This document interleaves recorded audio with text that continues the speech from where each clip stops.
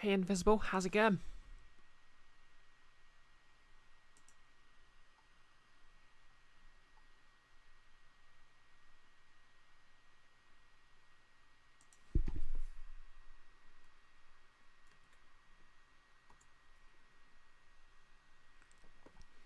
Not too bad. Work was a bit crazy, but if nothing else, I got a free mocker, so I guess that balances it out.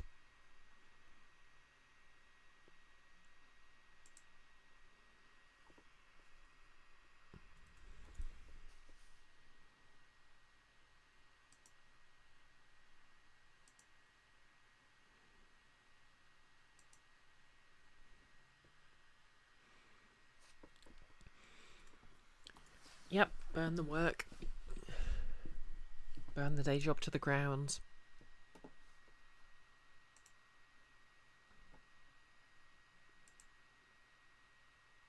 Okay. Seems to be working.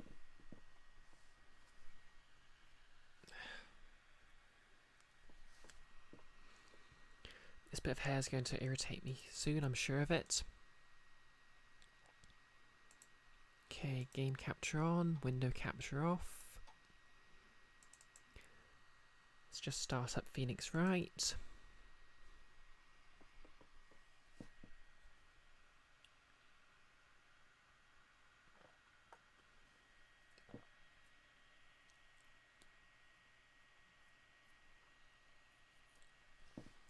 Got followed by a couple more of those infamous IP stealing accounts, so I had to block them before I started.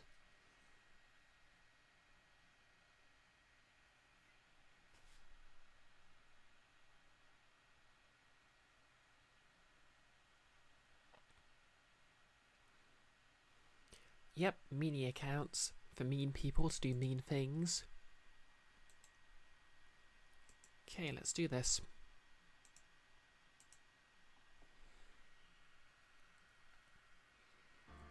Okay, so to recap, our client is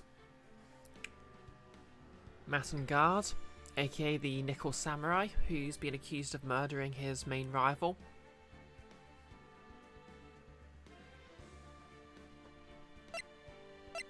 And for some reason an assassin has kidnapped Maya and forced Phoenix to take his case. Oh, come on, let's give him the benefit of the doubt. I mean, come on, is that a dishonest collar?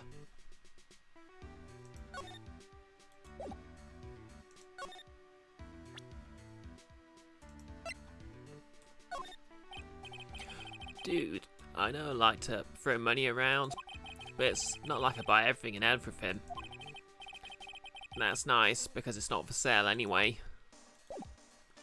Guilty till proven otherwise. Yeah, that's fair. I mean, he's a rich white guy, so he probably did something.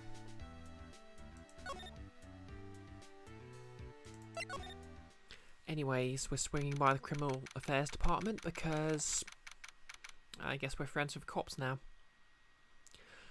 March the 21st, Police Station, Criminal Affairs Department.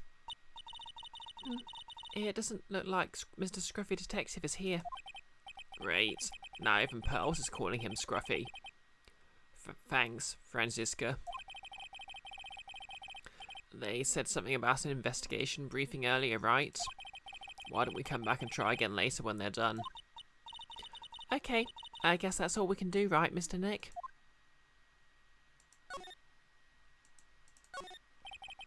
That must be one of the detectives. He's mumbling something to himself.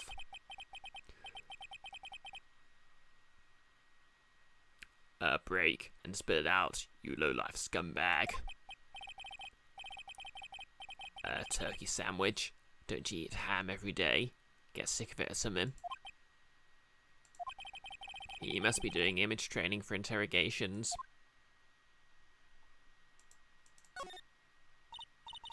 It's kind of cute. Mr. Nick, what is this stuffed animal's name? That is the Blue Badger. It was my idea. I made it. It's this precinct's mascot, you know. Oh, wow. I'll give him a signed mascot at every police station if it's the last thing I do. I hope you succeed in your mission, sir.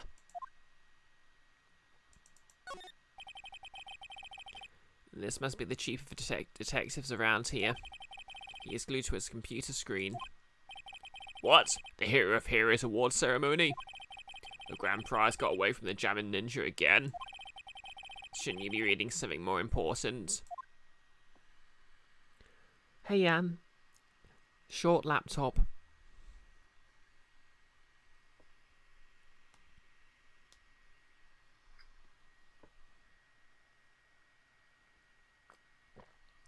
I don't follow.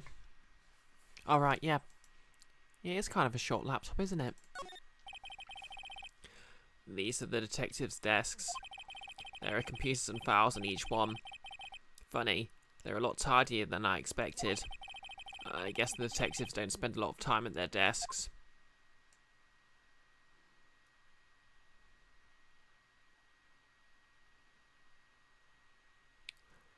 Okay, and that's about it for what's here. How are you doing today anyway, Jan?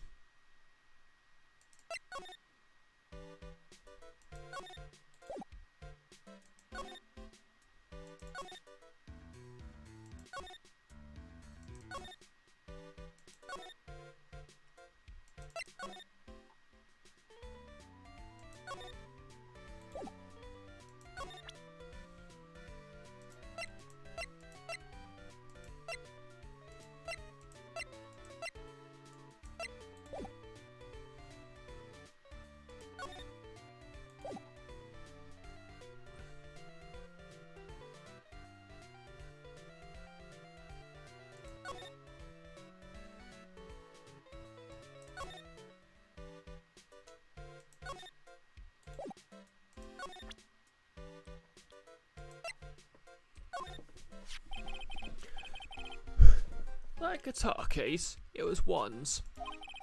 I'm guessing you've seen this case before. It's pretty famous by now. It stands out because it holds the Project guitar.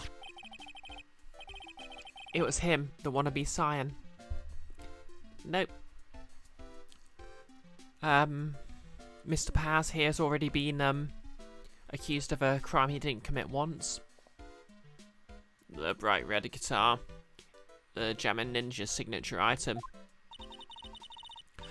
But if the guitar is so important, how could he forget it for the award ceremony? That does seem a little strange. Just throw crimes at him, something will stick eventually. Yep, fair enough.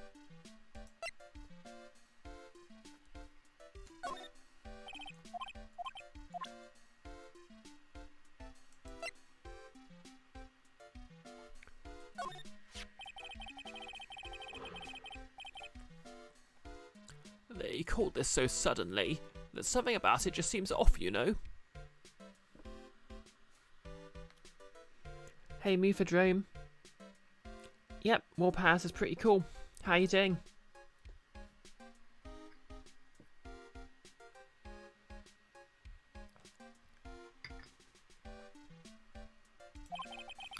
You mean the press conference?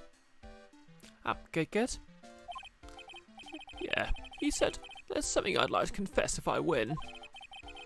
I heard he faxed his request for a conference into the office only yesterday. This is one of your favourite cases, and you hope I enjoy it. Yep, having fun so far. The, client seems a bit sus, on account of the fact he's got a frickin' assassin picking his lawyer for him, but...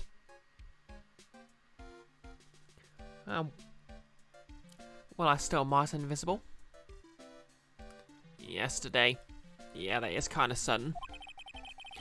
But I guess he's managed to set everything up somehow, so he was lucky. Nice manager.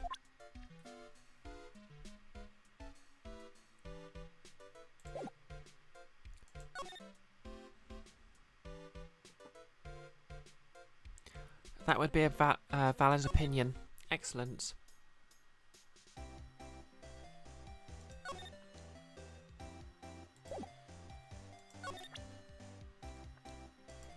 Okay, do I have what I need to work out what her big scoop is?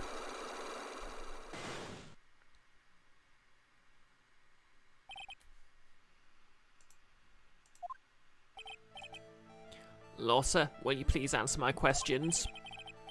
On the night of the murder, why were you loitering around the victim's room? I told you, didn't I? For my scoop. Once again, I'm going to apologise sincerely for my attempt at a Southern American accent, because I cannot do it. What I want to know about are the details of this scoop. But that's not something I can tell you. I mean, that there's my bread and butter. Alright then, an unpleasant tabloid photographer is looking for a scoop. I'm going to say that you're looking into a scandal. Could it be that you, Lotta Hart, were looking for a break with a huge story? Perhaps an unfolding scandal between one Creeder and this person? Adrian Andrews, who looks suspiciously like Samus Aran. This woman. She's Adrian Andrews, Masongar's manager. The Nickel Samurai's manager, caught secretly meeting with his rival, the Jammin Ninja. I mean, I couldn't not notice it. I'm an absolute Metroid fangirl. It would be the hottest story of the season, wouldn't it? You're pretty good at this guessing thing, Mr. Lawyer. But you can't just make up any old thing and think it'll make the papers. You gotta have backup. Yep, the biggest lesbian. Backup? Yeah. You gotta have that, what's it? News source? You mean news source? That's it. So show me something that shows that one guy had something with Miss Andrews.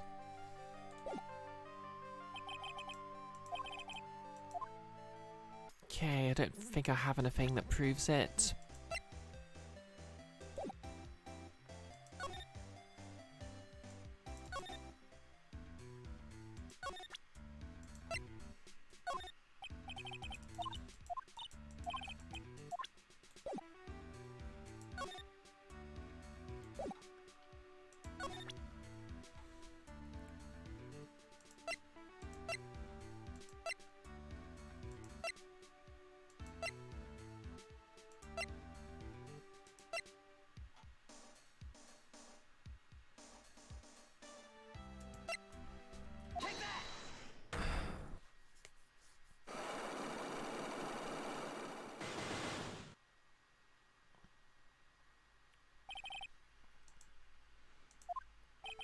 Why was one Creeder murdered?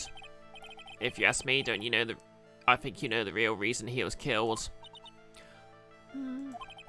Why are you hiding things? Don't you realise you're putting Mr. Ungar's life in danger by your actions? Why do you ask questions for which I have no answer? The truth is, I was not that close to Mr. Creeder. You were not that close? That's right. I've never been good at being intimate with another person. You're no good at being intimate with another person? Somehow I hardly doubt that.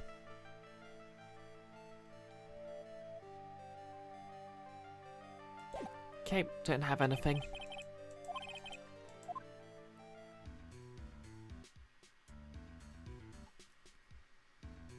Yeah, that was kind of a direct accusation from Phoenix, wasn't it?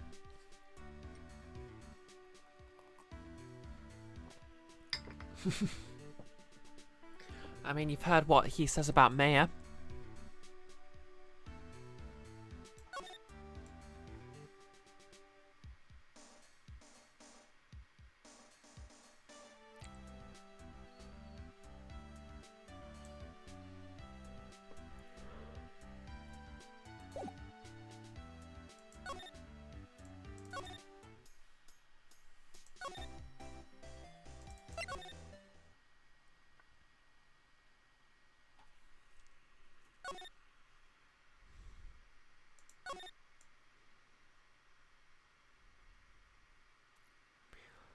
Okay, anything I've missed? Oh, hey Goggles, how's it going? Phoenix has the tact and delicacy of a serrated teaspoon. True facts, no lies detected.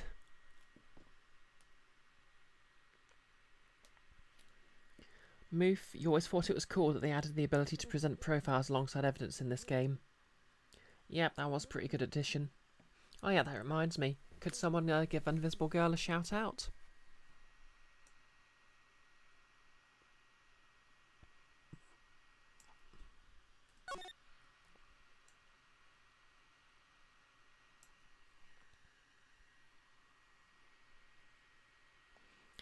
Oh, they've removed that in the most recent games. You can only present evidence. Yeah, that's a shame.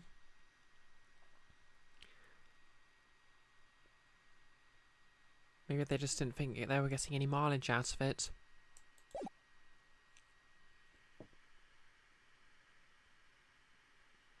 Oh, thanks for that, Ridley.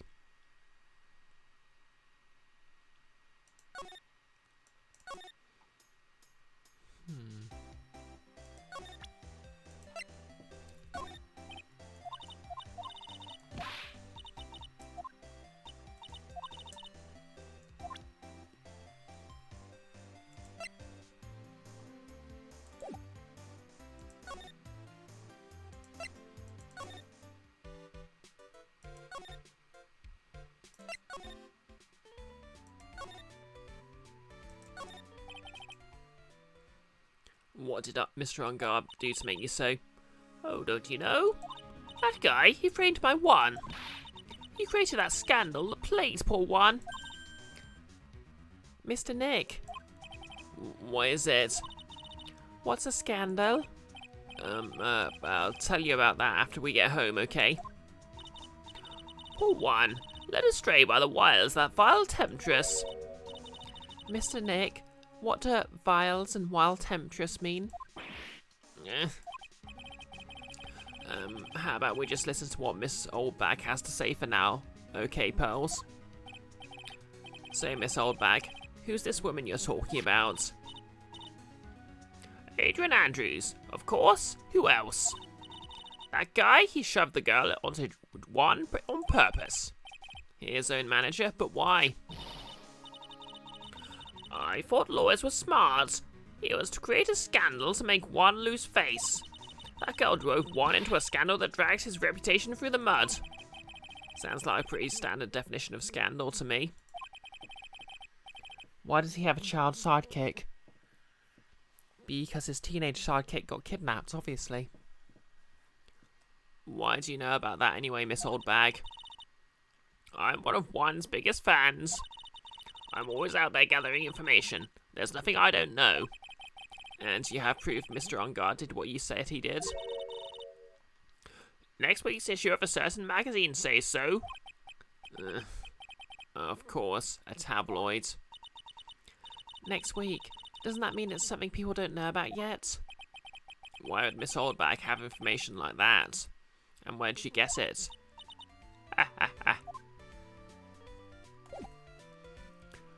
Okay. So...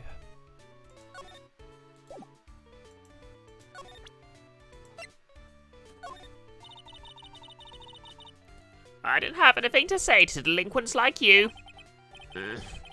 She's clamming up like the old clam she is. Please, anything will be helpful. Well then, how about I tell you I met... What the hell? No, that's okay, really. She really doesn't like you, does she, Mr. Nick?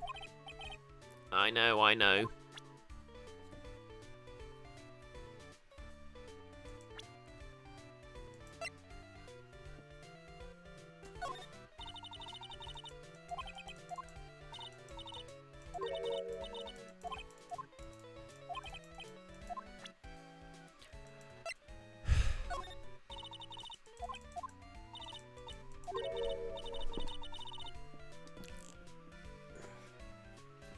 Don't know why, but my back's super sore today.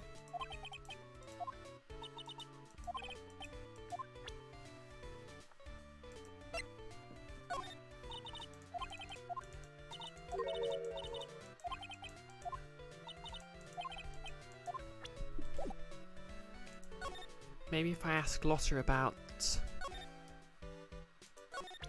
Oh wait, maybe if I ask Will about Lotta. I mean, not Lotta.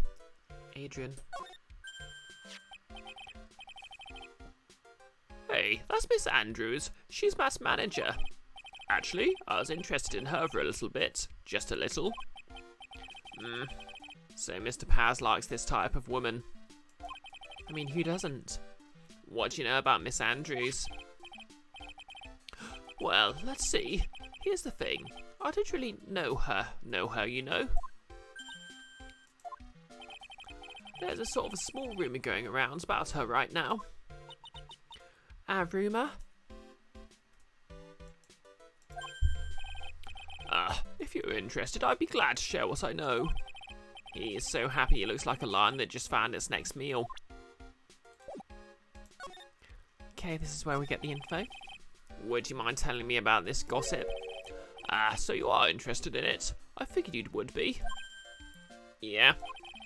I have such a weakness for celebrity gossip too. Oh really? You too, huh? Yeah, so take a look at this. Looks like a tabloid Miss Oldbag would read. Alright, let's see here. Jammin' Midnight Rendezvous. Who the mysterious yet beautiful manager to the stars, Miss A.A. You see now, don't you? What? You can stop pretending to be in the dark, Mr. Right. One Cora didn't have a manager of his own, which means if we're talking about a certain manager with the initials AA, Adrian Andrews. Yes, exactly. This is big news. But it seems kind of odd. That woman, Miss Andrews, she's clearly not into men. Together with the biggest rival of her client. It's that wonderful thing that can only happen between two people. Mr. Paz looks so happy. Paz is just following along, not having any idea as to why he's smiling. Well, like the saying goes, one man's garbage is another man's treasure.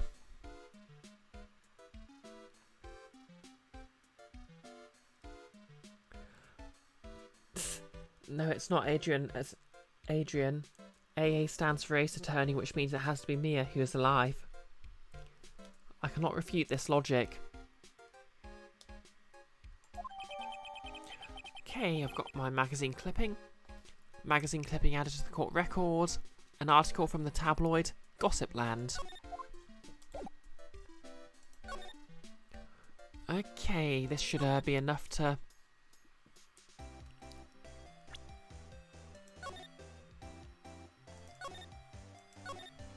force the truth out of Lotta.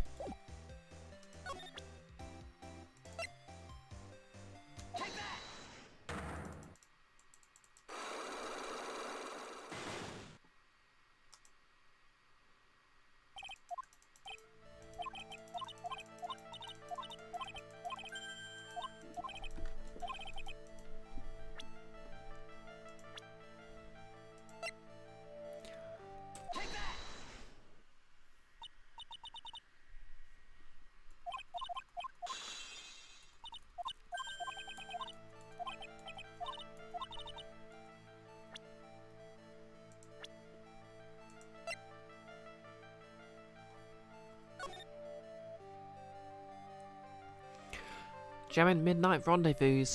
A superstar in an ultra-hot, mega-secret love scandal?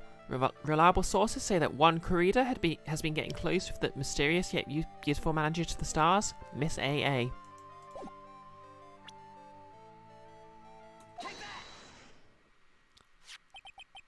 Of course, it could be he's actually involved with automobile assistance. This is the article from a certain weekly tabloid. Jammin' Midnight Rendezvous. To the mysterious yet beautiful manager to the stars, Miss AA. Miss Corrida didn't have a manager of his own. What's more, his rival, Mr. On Guard's manager, Adrian Andrews. She has the initials AA. You saw this article and then thought to take some pictures of them as proof. That's why you were lurking around Mr. Corrida's door last night.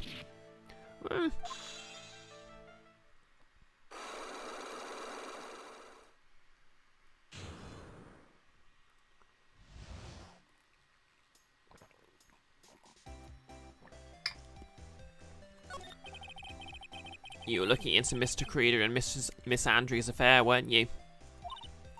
You got it. I was going to get myself a scoop by catching him in a secret meeting. But there's already an article about it in one of the weekly tabloid magazines. It's no longer breaking news. What did you say? Her initials are AA. What kind of vague thing is that? That ain't no proof of nothing. People are going to want to see real proof. Well, at least I do. So that's what I was doing. Getting photos. I'm gonna whip up the reader's interest with some gossip and a little misleading. Then spice it up with a little and have myself an exclusive story. Wow, Lotta. Nice journalistic integrity you got going there. I already finished writing up my spicy article, you know. But the paper I wrote on it, my note to self, it's gone. Your note to yourself? It was inside the case of my $1,600 camera. They didn't run off together. I came here from a big story. Didn't come here to have my treasure disappear on me. Yeah, I understand. It's enough to make a guy go bonkers, I tell ya. What's up with people now, anyway?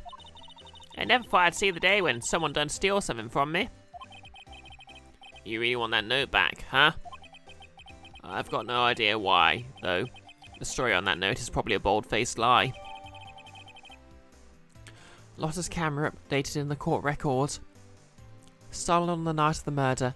Tabloid article about the victim was in the case.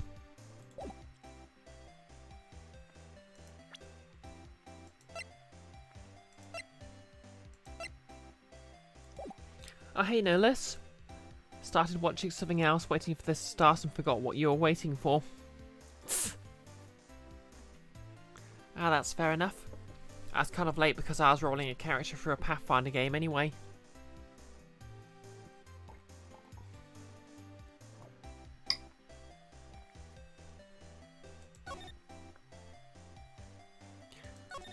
Anyways, I think we have enough evidence to force a confession out of Miss Aran here.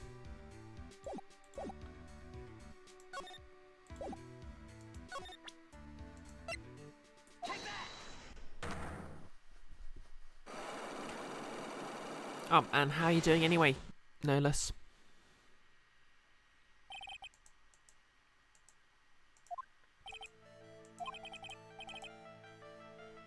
Yep, Pathfinder, aka D&D 3.75. Well, this is Pathfinder 2e, which has drifted a bit further. Or just do what a cop does and plant evidence.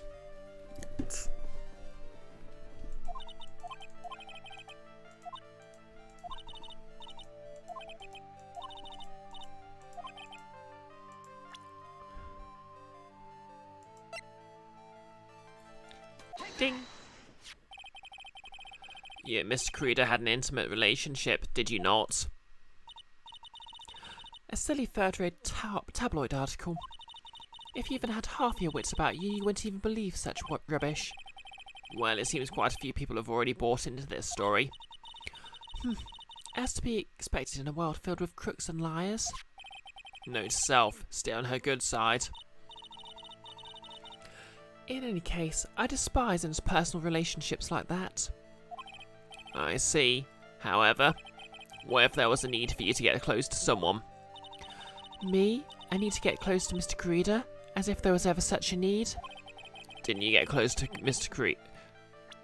Creeder for this person's sake?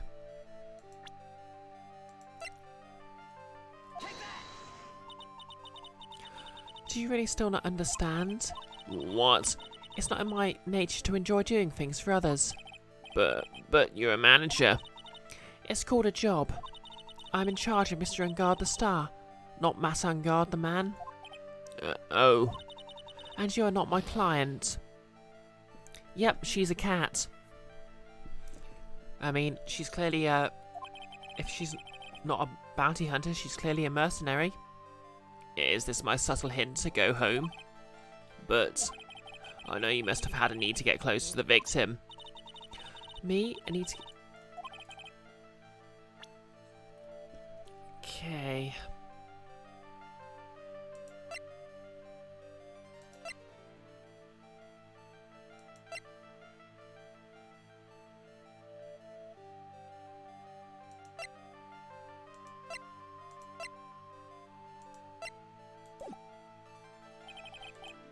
I don't think I have enough evidence yet.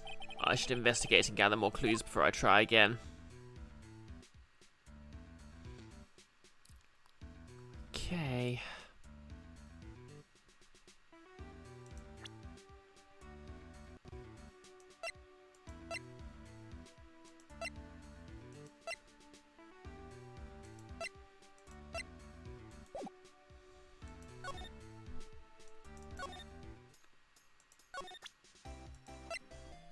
Don't suppose she has any more information about the camera.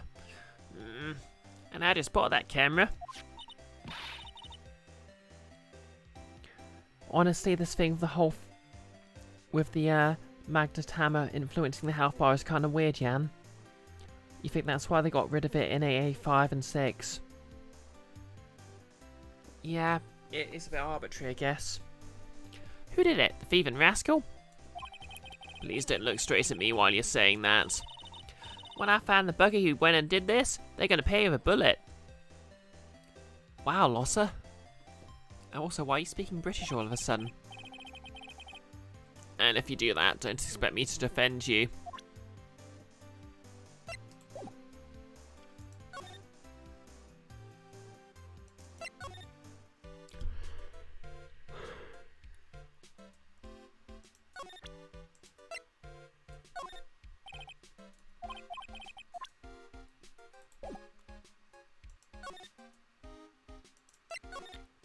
Okay, maybe showing Old Bag the article.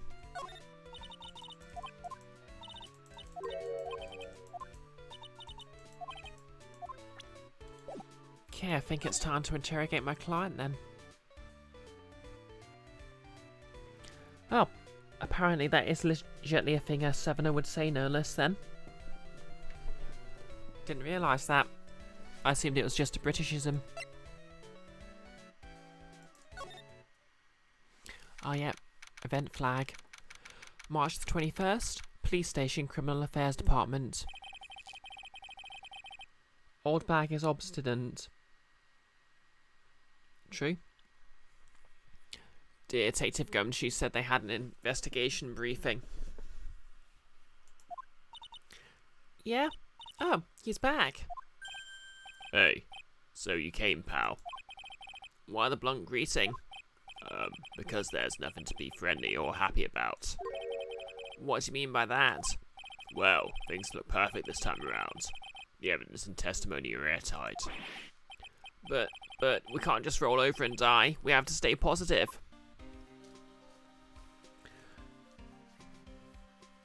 There's a country song that goes something like, "If you come for my guns, I'll give them to you bullets first." That makes no sense though.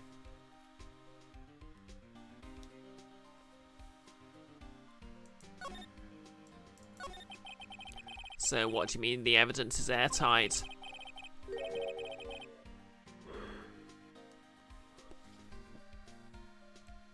But it doesn't make sense. The bullets aren't part of the guns.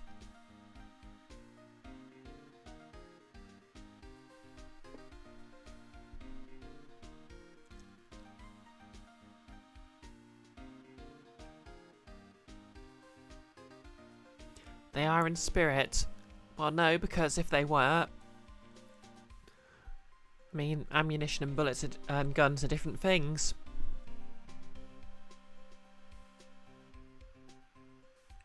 I can't give you all the details, pal, but there's two big pieces. Two? And both of them are in this photo. First, the button that is missing from the victim's chest. That's the button you found during your body search for Mr. Ungard. Yep, I found it in the folds of the Nickel Samurai special pants. And the second one is? The knife in his chest, pal. The fingerprints on the knife in his chest, to be exact. Fingerprints? Whose are they? You didn't even have to ask, little missy. It's obvious. They're Masson guards. Tomorrow's trial. Talk about being stuck between a rock and a hard place. So what about this airtight testimony? It's that old security lady, Miss Old Bag. I thought so. What do you mean, you thought so? Did she tell you something, pal? Well, I don't suppose I could say that she said she's a liar and a fraud. And I even told her not to open that mouth first and blab to anyone. Her blab knob is stuck on 10. There's no turning it down. Trust me. Yeah, well, Miss Old Bag saw it all, pal. She saw Mr. On Guard come out of the victim's room around the estimated time of death. No way.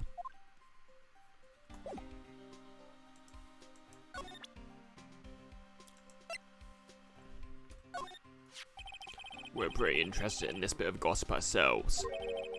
The scandal with Mr. Creeder, but why? Well, 2 years ago, a woman committed suicide.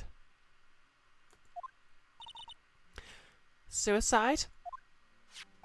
Her name was Celeste Impax, and she was one Corrida's manager. The victim's manager? But that's not all, pal. Miss Impax was Miss Adrian Andrews' mentor.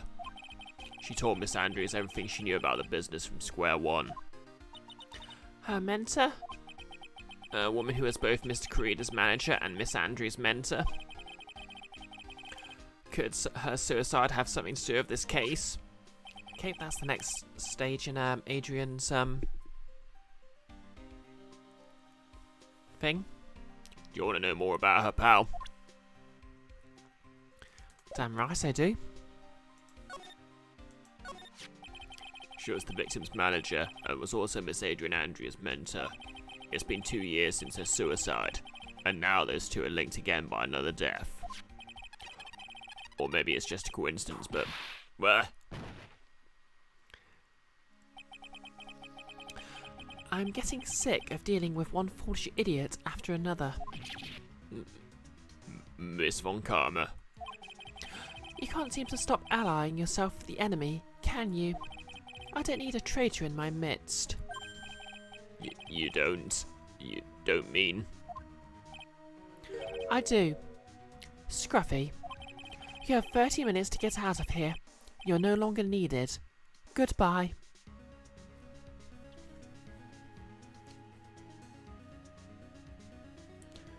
No less. Southerners love using how much they can't be trusted with guns to insist that they should be trusted with guns. That's an interesting way of putting it.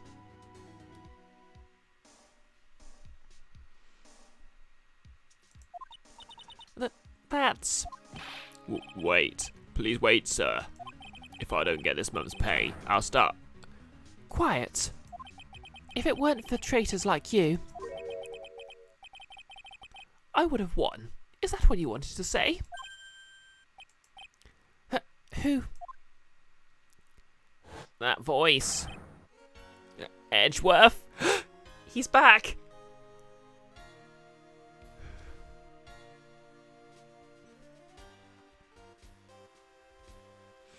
Yep. Goggles is correct. The husbando is back. It's been a long time, right?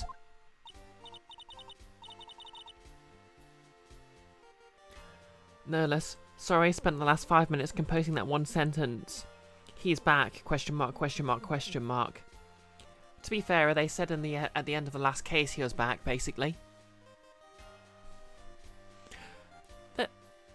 This person? This is Mr. Edgeworth? What am I going to do with you? Still blaming others when things go wrong? You haven't changed a bit, Francesca.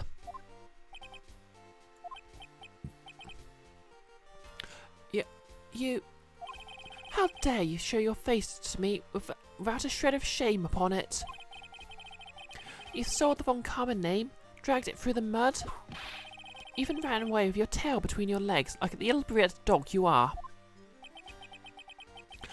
Are you talking about the Von Karma family creed? To be perfect in every way? Then let's hear it, Franziska. How are things going? I hear you are having a rough time maintaining perfection in this country. You seem to be getting crushed under the weight of it all. That's why I came back. Also, you know, my husband's here. Keep your assumptions to yourself. I haven't given in yet. I won't lose. This case is mine. I'll never hand it over to you. Never. Mr. Phoenix right. I'll see you tomorrow, in court. I learnt that phrase from watching Legal. It'll be a clinical lesson on the meaning of total victory. Still the same wild old mare she always was.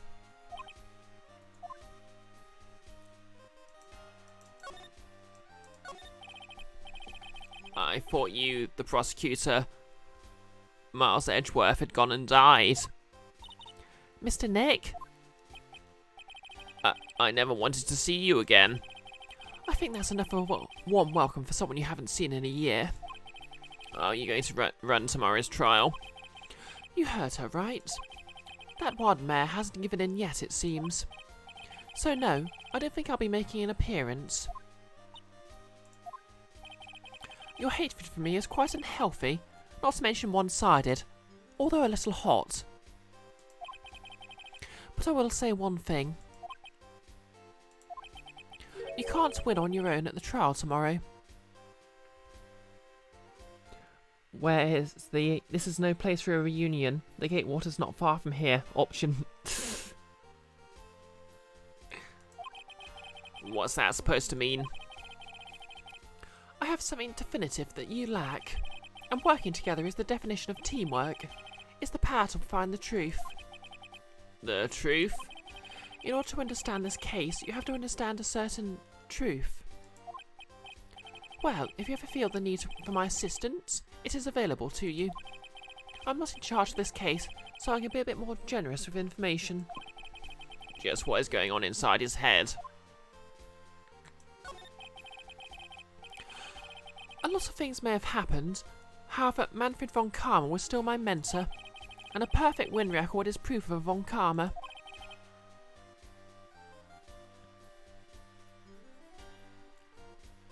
One year ago, you could not establish guilt in a few cases. Are those losses the reason you suddenly disappeared from the prosecutor's office? Did you leave because you'd lost your perfect win record? To think your motivation for prosecuting trials was so selfish. It'd been better for everyone if you'd never come back from the dead, Edgeworth. Wow, Phoenix. I see. Then let me ask you something. Why do you stand in the courtroom? What is your reason? Well, with Francesca, she always says, I'll defeat you this time. The instant she sees me. But the courtroom is not a personal battlefield for prosecutors and lawyers. I stand in the courtroom to defend my clients, to save their lives. To save your client, you say? Those who only think of their own ego-driven goals, those kind of prosecutors are reprehensible to me. Even if you're a prodigy, or someone like you, Edgeworth. It looks like there is still a lot you have yet to learn. A lot I have yet to learn. Me? Well, that's enough for now. The time will come when you'll see. The time when you will see is coming soon enough.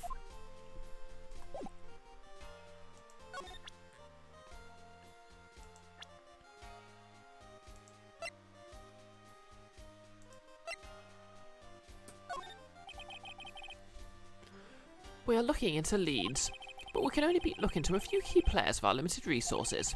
There's no reason for us to waste our energy investigating this person. Why don't you just tell me straight and say I don't have any info? I just find it kind of funny he said that about himself. This woman is another key to solving this case. Do you really think so? She was Adrian Andrews' mentor a long time ago, but she was suddenly called away by a different show and became one Corridor's manager. And then a few months later, Celeste Impax died. But her death was ruled a suicide, right? Yes, but there is still one riddle yet to solve. A riddle? Her suicide note. It went missing. No one could find it. A suicide note just vanished, huh?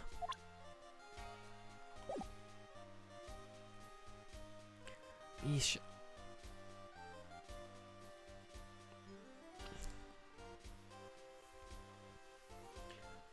Kinda wish I knew about this in advance so I could put a content warning on it.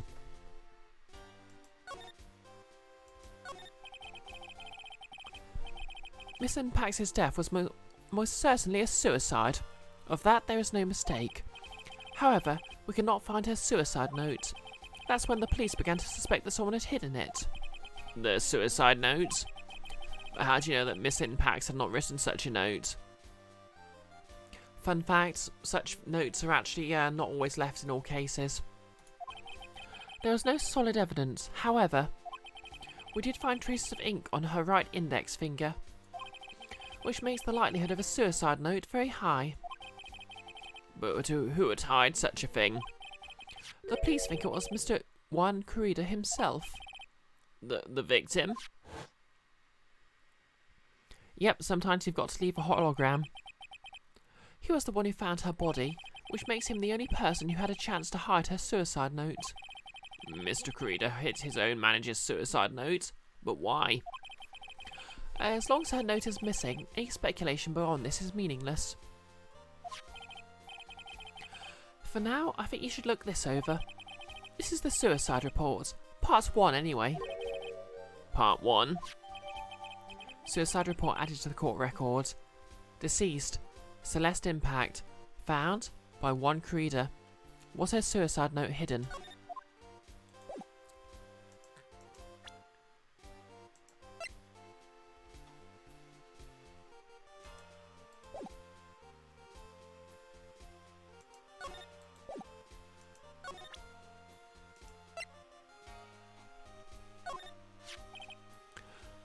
I didn't like to look through reports.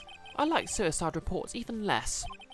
Worst of all are the reports that have multiple parts like that one. That has 2. 2 parts? What you just handed me is the first part of the report. Here is the second part.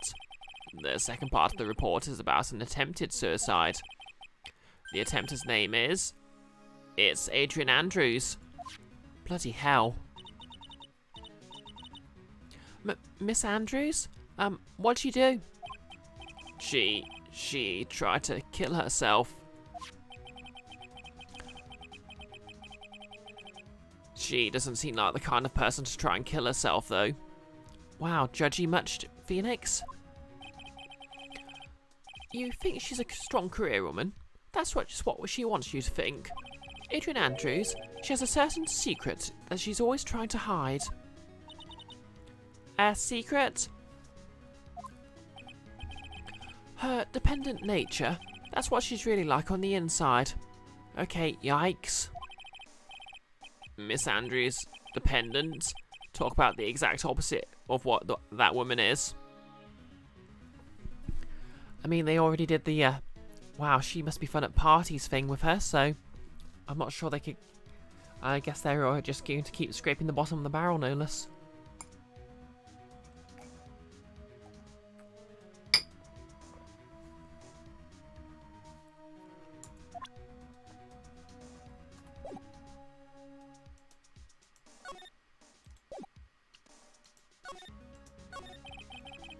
What's this about Miss Andrews having a dependent nature? Adrian Andrews' attempt at suicide was a few days after the death of Celeste Impax. And why did Adrian Andrews think about committing suicide? I don't know, maybe she just lost her girlfriend, you jerk. Because she hasn't apparently lost her will to live. Lost her will? But why would she? Her pillar of strength, her mentor Celeste Impax, was gone forever. That's why. Why was that? Is this what they call following someone to the grave? After her? Why the hell are they talking about this in front of a literal frickin' child? After her attempted suicide, Adrian Andrews started attending counselling sessions. She is someone who needs a person whom she can trust absolutely. And once she finds that person, she'll do anything she can to keep them near. Yes, Nolas, this is indeed pretty fucked. Without such an anchor in her life, her crippling anxiety stifles her ability to live.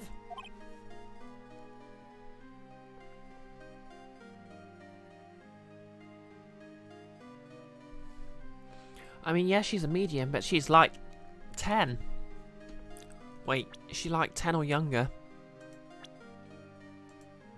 8.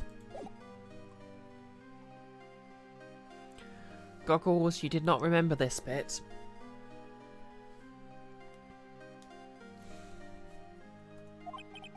And that's the nature of her dependency on others. When Celeste Impact suddenly committed suicide, the world before her turned pitch dark. That's according to Adrian Andrews herself. Then, that means her super confident attitude actually completely fits with her, because it's perfectly possible for a very strong person to have personal weaknesses. And this is why I said, and nothing else.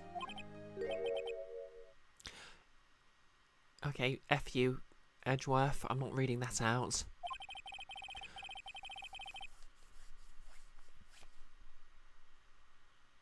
Not reading that out. How terrible. Attempted suicide report added to the court record.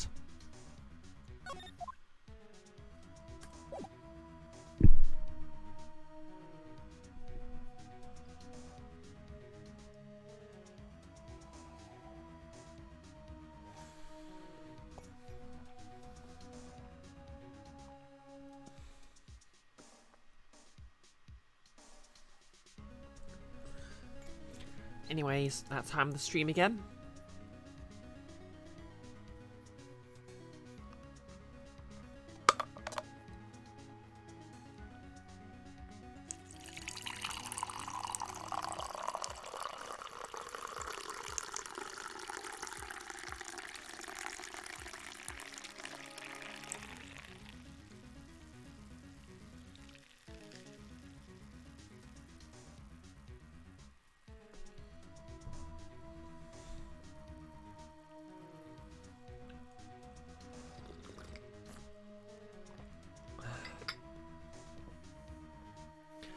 That's right, Nolas. TSMR.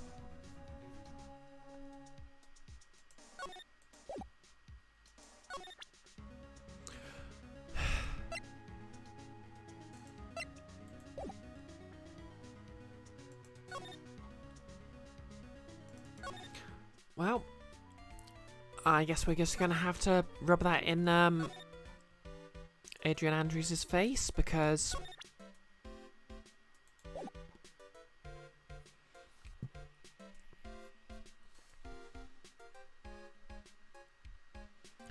to be honest, reminding you a bit from Neo Automata. Depressing game. Every single side quest in the damn thing is about somebody's weird idea of codependency. Huh. Yeah, the thing is, you don't need to be completely dependent on someone to be obsessed about yeah.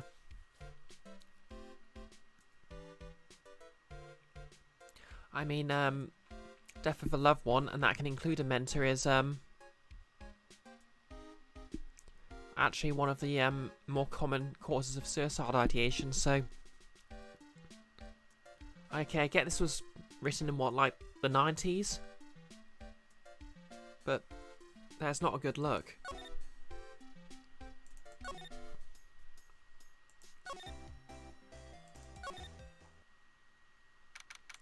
March 21st, Gatewater Hotel, on guard's room. Ah, Miss Andrews is here, but it looks like she's talking with someone. That's Franziska von Karma. Miss von Karma? What are you doing here? Well, you see, I'm his lawyer, so... You've got some nerve following me around. Following you? That's you, Miss von Karma. You're the one doing the following. Pearls. You're always following around that Mr. Detective with the little beard. Oh, I only just noticed that he's got a beard. Me? Following after Scruffy? Don't make me laugh. Let me show you something interesting. Little girl. Beep, beep, beep, beep. Beep, beep. What's that? An electromagnetic receiver. I planted a tracking device on that detective. And with this, I know that fool's every move. So that noise we heard was this receiver. I feel really sorry for poor Detective Gumshoe now. What do you mean I've been following him around? I literally just placed this tracking device on him so I know where he is whenever. Now then, let's stop wasting time. Adrian Andrews. Yes? Think hard about what we just discussed. Understood?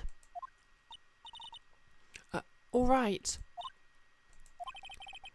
What were those two talking about? Hey, Froy. You didn't notice either. No less. You think Japanese writers might be a bit obsessed with that as a theme, but you forget what anime led you to think it's a trend. Naruto, maybe? Yeah, well, I won't want to generalise about an entire nationality. But I do know there's a bit of a stigma about mental illness in Japanese culture. Again, though, I'm not going to say that as something I know for certain, because it's not really something I know much about. It's just, mental health is something I know a bit about, and that's something I've heard mentioned.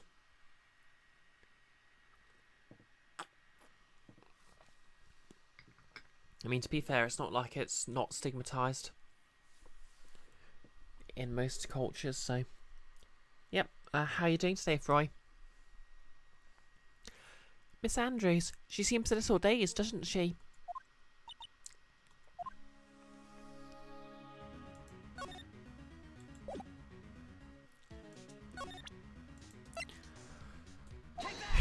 Okay, I'm not happy about having to do this, but...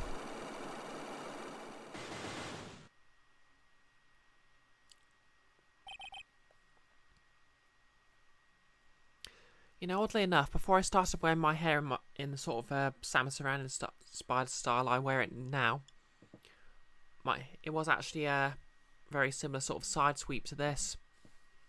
Oh, that's good. I'm kind of sleepy from work this morning, so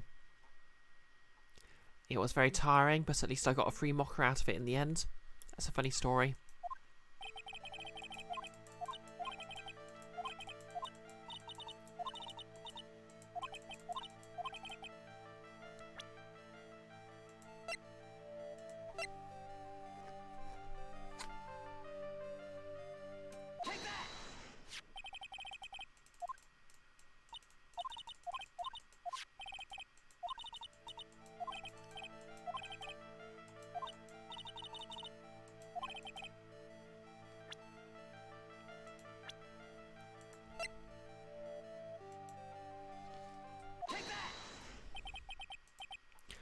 Celeste Impacts, your mentor. How do you know about Celeste? Well, it's been an indie darling since it came out.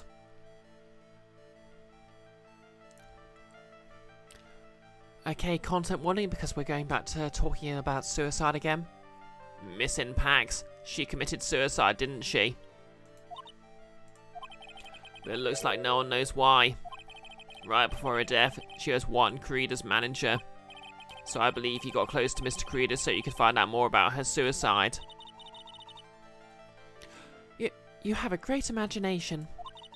You may have a future yet as a slimy muckraker for a putrid, third-rate tabloid. Miss Andrews? There was no mystery surrounding her death. None. It would be pointless for me to force myself into a relationship for nothing. Is that really true? Was there really no mystery at all? I don't believe you're completely at ease with the way her suicide note was resolved.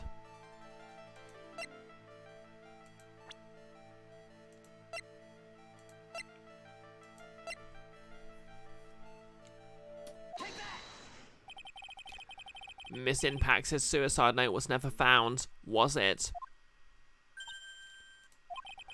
It looks like the police were under the suspicion that someone had hidden it. Like maybe the person who discovered her body, Mr. Corrida. One? Okay, that's a very strange way to write a stammer for that name.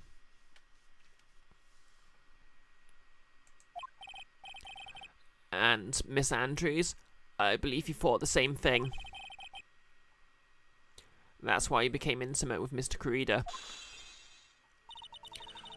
I've sat by quietly and listened to your insulting ramblings long enough. It's true that Celeste was my mentor. However, allow me to say this again. It had nothing to do with me. I didn't even know that her suicide note was never found. I'm a person who doesn't care what goes on in the lives of others. That's the impression you'd like to give. However, I don't think that's who you really are. What? I have evidence that says otherwise. This is proof that Celeste Impax was someone very special to you.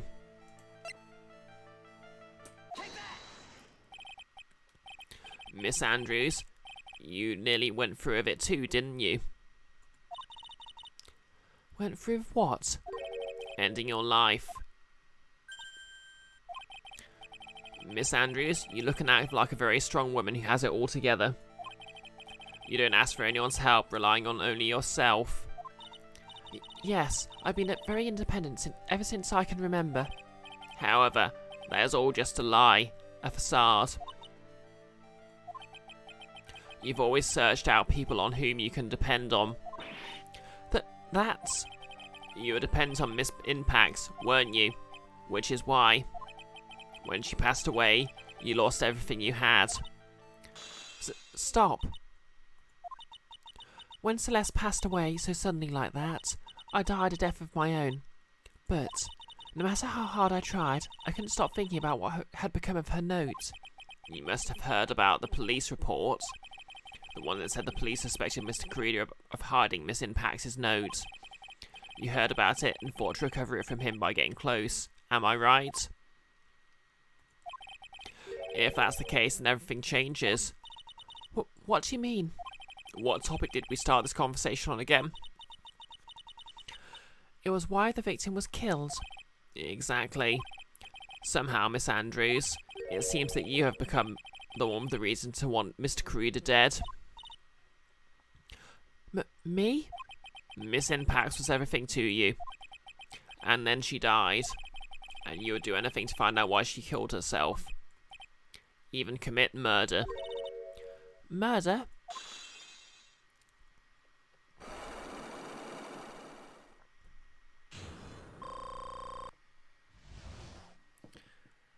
I did not like that section one bit. And I swear to God I'm going to punch someone at Capricorn in the face if I get an opportunity.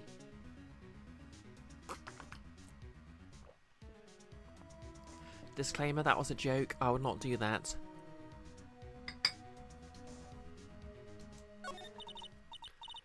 It's true. I'm a woman who can only live in insecurity. I'm physically small and I don't have a lot of self-confidence. Yeah, that's a good point, Invisible Girl. Probably a good shout to punch all AAA devs for some reason or other.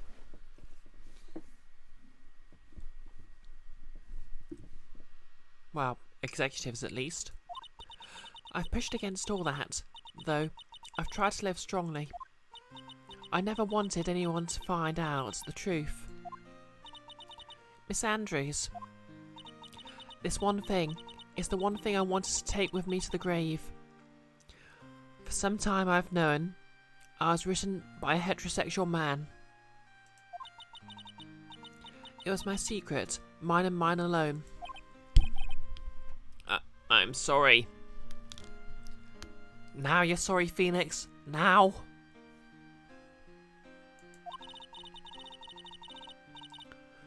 You probably think I'm a worthless human being right now, don't you? Please, Miss Andrews, All I want to know is the truth. After Celeste passed away, I heard that someone had hidden her suicide note.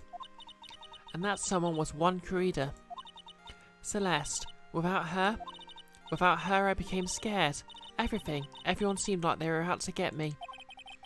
So you got close to Mr. Corrida to recover her suicide note, correct? Looks like that tableau reported the truth after all. Ironic, isn't it? Well, like they say, where there's smoke, there's fire. And if they purposely add fuel to the fire, they keep the celebrity world burning. But as for the suicide note, I didn't and wouldn't kill anyone for it. It just doesn't suit me, that's all. Well, that's enough for now. I still have work to do, so... I understand. Oh, I have one small favour to ask. My attempted suicide. I'd like for you to keep it a secret. You shouldn't really even need to ask that. Bloody hell. Miss Andrews. If people found out about my weakness, I would sooner choose to die than live. Alright, I understand. We'll keep it a secret. Miss Andrews, I guess she's the overthinking type. She probably never says anything without carefully thinking it through first. Thank you for your discretion. Mr. Nick, can I ask you something? What is it? Miss Andrews has been playing with that card in her hand since a little while back. That card? Yeah, I guess she has. Miss Andrews, what is that card you're holding? Huh? Oh, this? I don't quite know. It just suddenly appeared in my handbag. Is that a shelter? Or like the shelter that appears on a Slowbro's tail? And yes, Phoenix is the dickhead. What is it? It looks like a seashell. That's what it looks like, doesn't it? I honestly don't remember owning this card. I wonder where I picked it up from.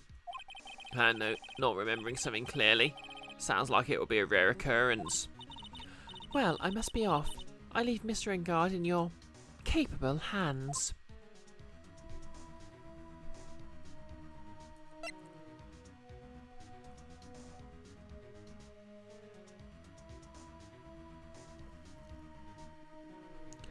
Yeah, it does look kind of like the shell on the Slowbro's tail, which doesn't really remotely resemble a shelter.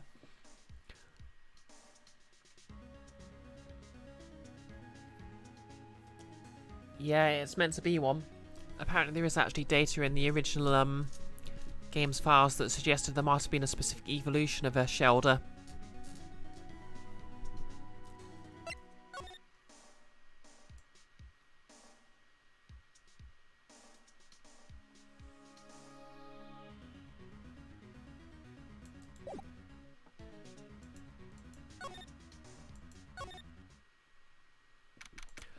March the 21st, Gatewater Hotel hallway. Well, I think we've gathered all we can. What about Miss Mayor? Is she alright? Oh, Pearls, she looks so worn out by all this. She hasn't slept at all, and has been walking all over the place with me today. What's wrong, Mr. Nick? Let's go back to the office for a little while. You're really tired, right? Oh no, I'm okay, really. I'm fine, I really am. You don't look fine to me.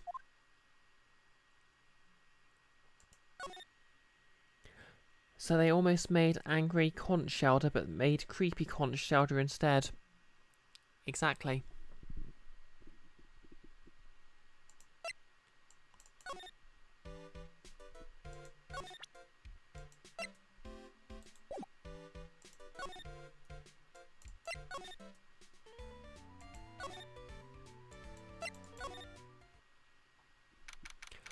March the 21st, Wright & Co. Law Offices. So, what now? Well, we did find one thing out for sure. Miss Andrews has a motive. You mean Miss Impact's suicide note? That's right. She was also the one to discover the victim's body. Clever. Beep, beep, beep, beep.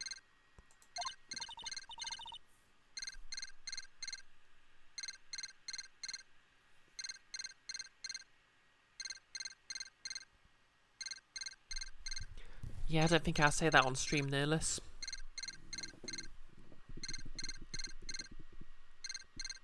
Ah, Mr. Nick, the transceiver. Beep. Hello, Rising Coat Law offices. Mr. Attorney, you're not answering a phone. Mayor. Where's Mayor? As promised, I have not gone within a few feet of her this whole time. Phew. Which is why I suppose she is absolutely famished. What? So I suggest you win a quick acquittal, my friend. At any cost. Wouldn't you agree? Wait, Mayor, let me hear her. Very well. Ask my... Mayor, is that you? Sis. Ask my sis. Beep. Mayor, damn it, he cut me off. Mystic Mare said, ask my sis, didn't she? Sis, what does she mean by that? Come on, Phoenix. You're a hopeless one. Sorry. Ack. Mia? I have a message from Mare, so come, ask me anything you want about her.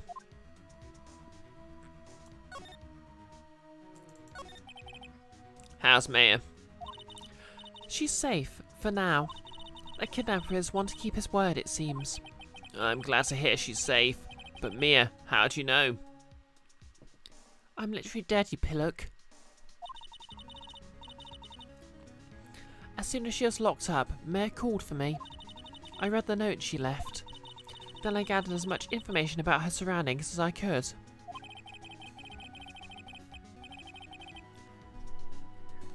This might be as bad as the circus one, just different kinds of bad. To be honest, yes.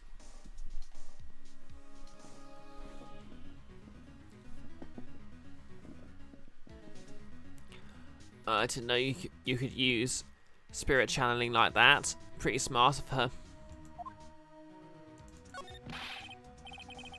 The kidnapper, what's he like? I don't know. Apparently, Maya went to answer a phone call at the hotel and was drugged there. They drugged the phone? And? She didn't see the face of her attacker. Mary is locked up in a very dark place right now. I'll tell you everything I heard when I was with her. When you're with her? Date? Question mark. Time? Question mark. Location? Question mark.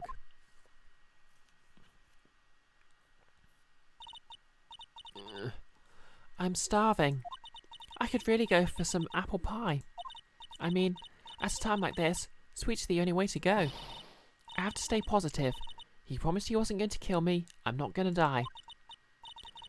Sis, I wonder if you're with Nick right now.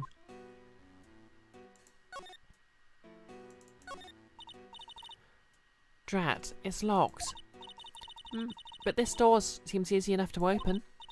On TV, the hero always uses a plastic card or a stiff piece of cardboard. Then, click, they magically open the door. Yes, I know, Nerlus, they probably used chloroform, but isn't it kind of funny to imagine they drugged the phone?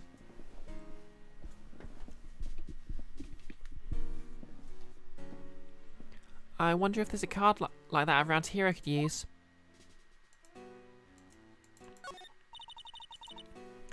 There's all sorts of things piled up here, but it's too dark to see. What's this? It feels like there are a lot of glass bottles here. And these, they feel like barrels. I'll pass. Too bad, I'm really hungry, and I'm not really thirsty.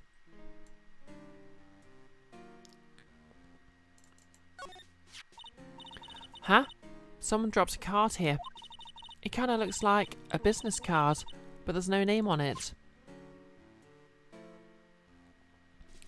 Oh, so this is the serial killer's, well, the assassin's calling card. It's a picture of a seashell, I think. What a strange card. Oh, hey Al, how's it going? Alright, just to reiterate, I think we've passed it for now, but content warning, suicide factors into this case. Oh, nice day at work, good to know. My day at work wasn't that great, but I got a free mocker out of it, so swings and roundabouts.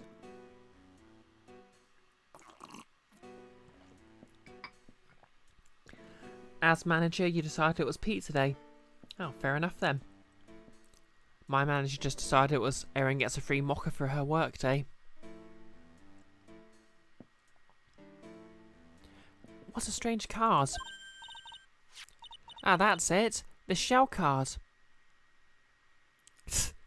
People trying to unionise, no less.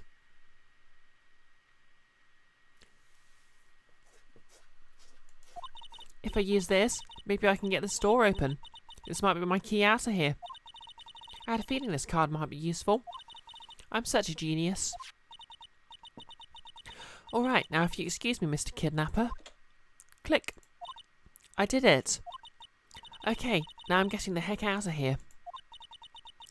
I shouldn't keep Nick waiting, or worried. You got everyone pizza as a thank you for making you feel welcome on a new job. Ah. That's nice of you.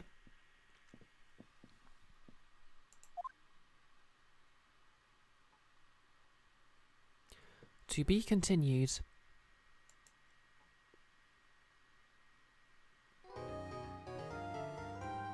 Okay, that's an hour and 20 minutes, so I guess I can go on a bit longer.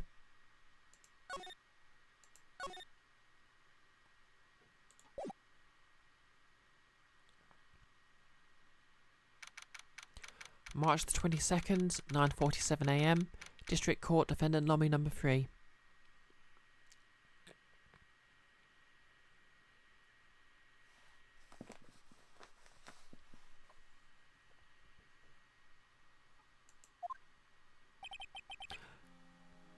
Adrian did it.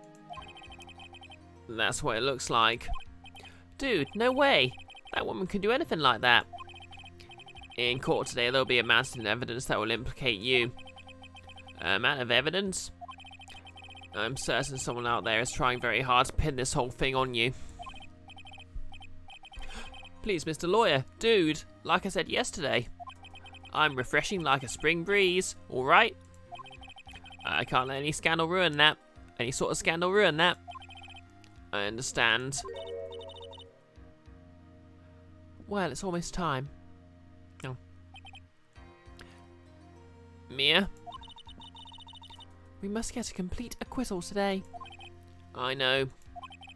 But I can't focus on Maya's situation right now. Or Pearl's either. No matter what, I have to focus on winning this case by the end of the day. Indeed. Well, let's get going. Beep, beep, beep. I really should stop making that beeping noise, but I really like making the beeping noise. It's him. Beep. This is right. Good morning. This is it, Mr. Attorney. The day of the trial. Maya, she's unharmed, right? Well, when I checked on her early this morning, she seemed a bit, how shall we say, tired. Don't worry, people don't die that easily. Besides, what you really should be concentrating on is winning today's trial. For my sake as well as yours, you must win today's trial. Which is why I sent you a little present this morning. Present? What in the world would you want to give me? You'll figure it out once the trial starts. And even if you don't like my gift, I expect you to graciously accept it and win the day's contest, if you please. Wait. Beep. The kidnapper sent me a present. Mr. Lawyer Dude, who was that? No one. It has nothing to do with you, so forget you heard anything. Dude, did your nose just get longer? March the 22nd, 10 AM, District Court, Courtroom number 3.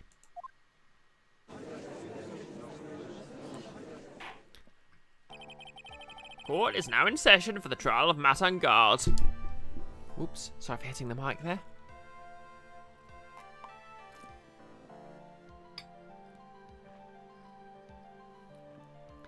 Yep, no pressure.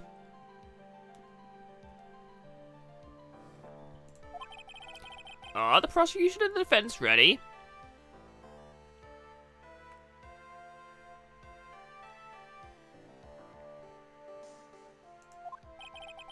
The defense is ready, Your Honor.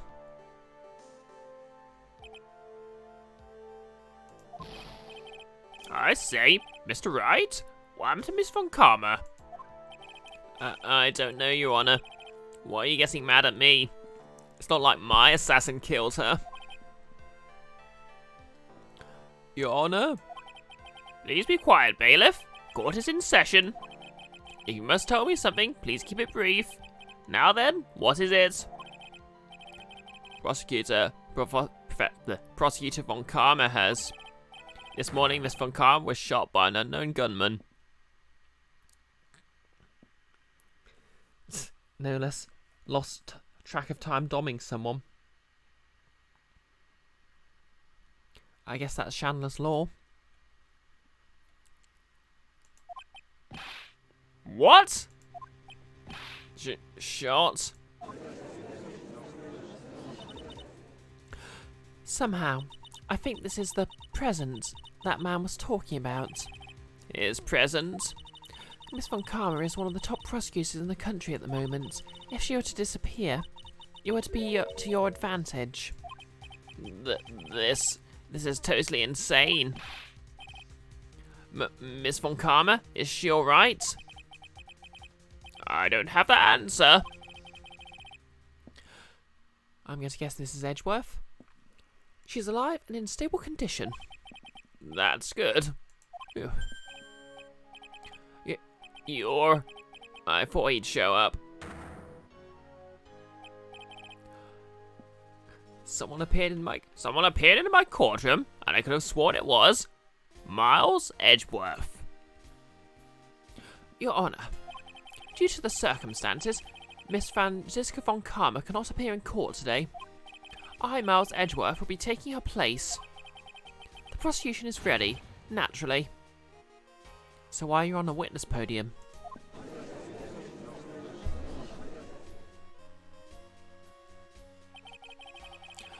Miss Von Karma was shot in her right shoulder and is currently undergoing surgery. Oh, hey Kiara, how's it going? Please accept this shout out.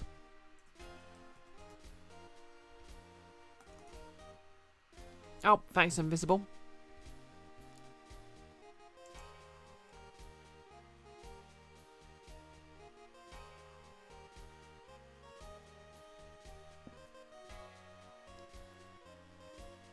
You're tubular. Good. Not too bad. Kind of sleepy from work, but I got a free mocha, so that's nice. Invisible's already had a shout out. Anyway, this case was going pretty well, and then suddenly it started being ridiculous, having some very bad takes on suicide, so...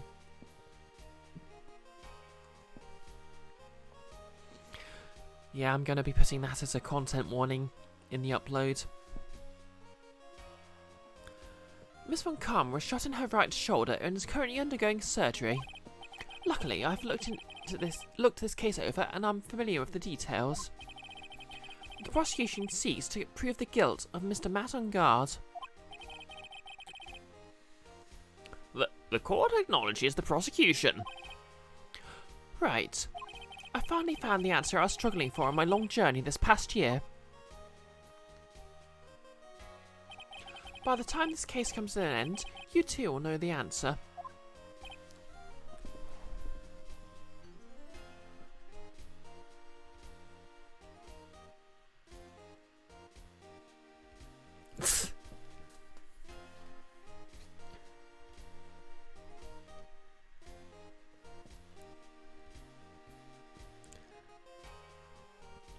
Okay, Nellis, I don't actually know the tune you're singing that to.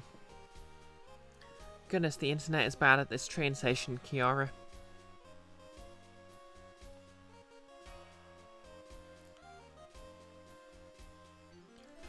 Old Stu Snorri from Cats. Not actually familiar. Well, of all things, could it really be? Yes, oh no, ho, oh my eye. My mind might be wandering, but I confess I believe it is Phoenix's boyfriend. Yep, I can't sing.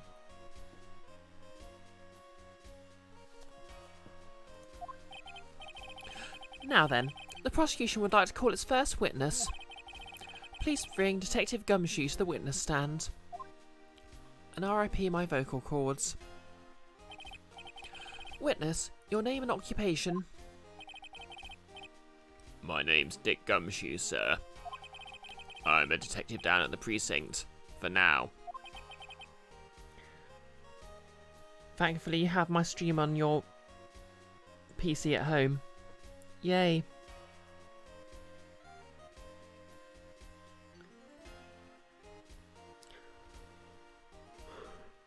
For now? After this trial's over, I'm supposed to turn in my badge, sir. Detective Gumshoe? The prosecution has no need for a depressed witness. Lift your head up and face forward like a proud officer, Detective Dick Gumshoe. Yes, sir. Now, let's have your testimony. If we want to explore the various facets of this case, we must start with that. Get ready, Phoenix. This is going to be one very rough fight. Yeah, it would have to be with Edgeworth as my opponent. The answer he is struggling for. Interesting. Show me this answer you finally found, Edgeworth.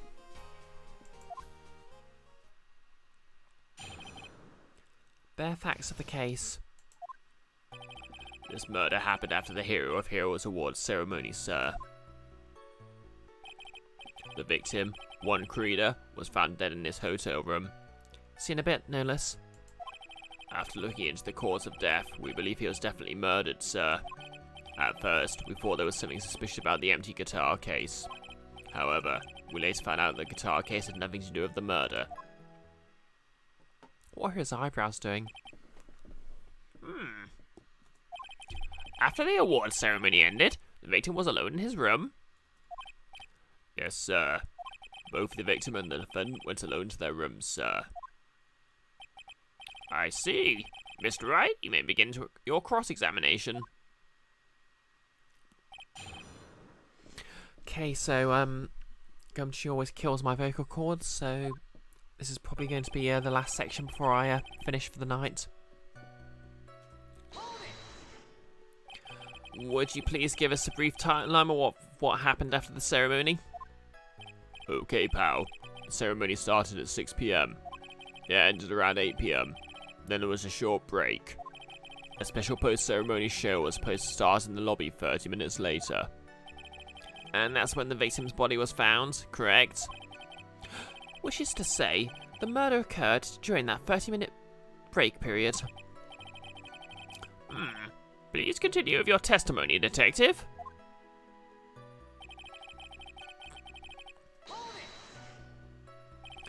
The person who discovered the victim's body was Adrian Andrews, correct?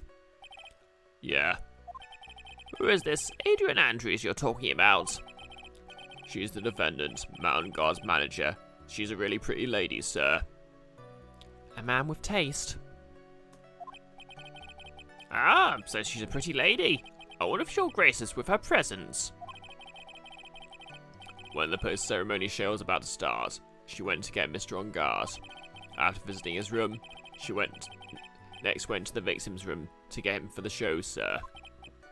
I see. And that's when she found the victim's body.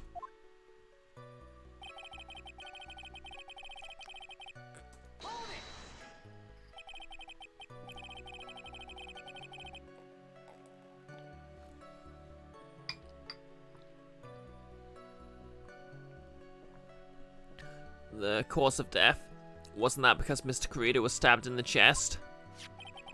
Only a careless amateur would believe something so breathless as that, pal. Take a good hard look at the crime photo. Now, a real pro's attention will be drawn here to this bandana. Banana.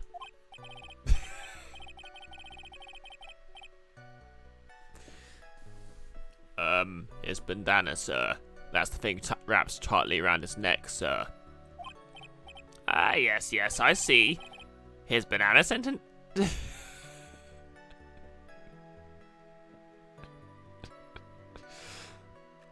Ah, yes, I see. His banana-scented bandana. Then what about the knife? It seems to have been stuck in the victim's chest on purpose after his death. We have a crafty murderer on our hands then, here. Autopsy report added to the court record. Time of death, 8:15. Strangled with a scarf, then stabbed with a knife.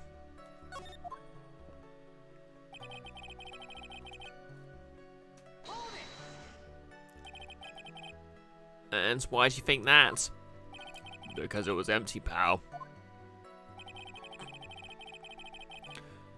The German ninja doesn't go anywhere without his bright red guitar. And we couldn't find it anywhere at the scene of the crime. Oh, then how about this theory? A fan really wanted the guitar and did the crime to get it. How's that? We thought of that too, but... The only fingerprints on the guitar case were the victims. Only the victims, huh? I see. So much for my theory, then. Guitar case updated in the court records. Empty. There is some water, but only on the top of the lid. Bears Corrida's fingerprints.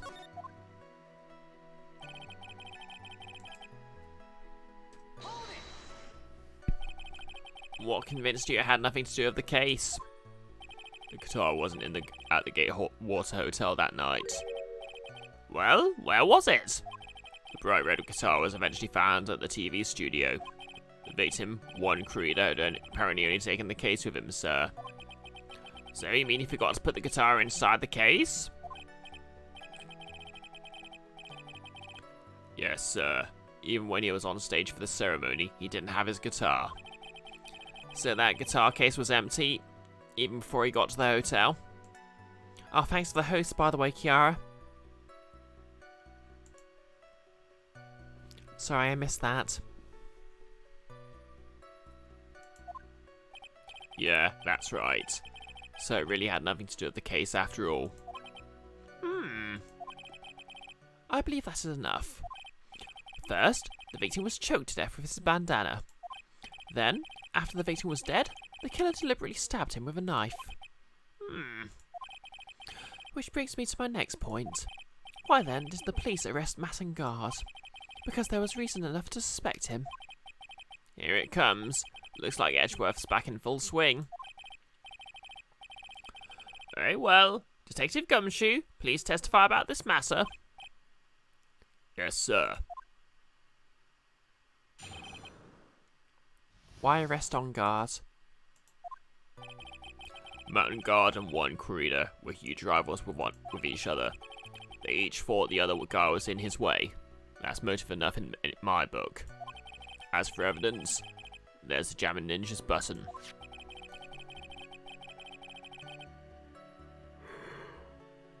Pardon me? It was ripped off the ninja costume and was found in Mr. Ongar's hakama. The defendant's fingerprints were also all over the knife. The defendant bought the knife for the crime, which makes this a premeditated murder.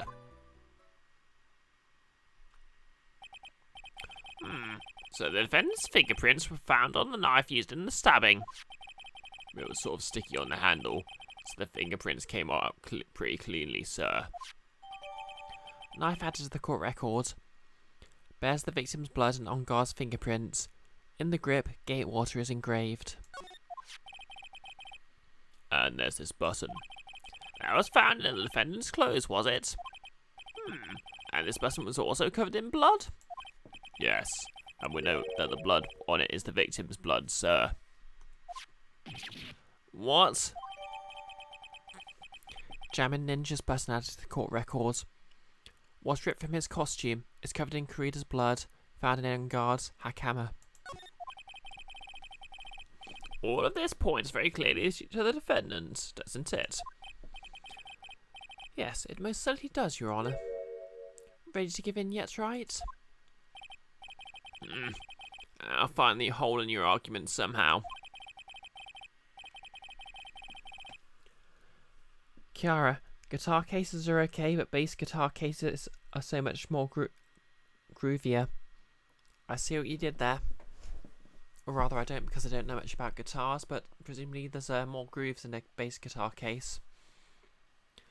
You can just press as hard as you like. Just hurry up if you use your pointless questions. I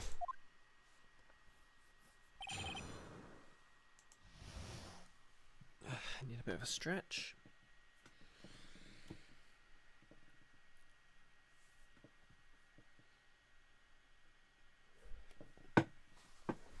Okay.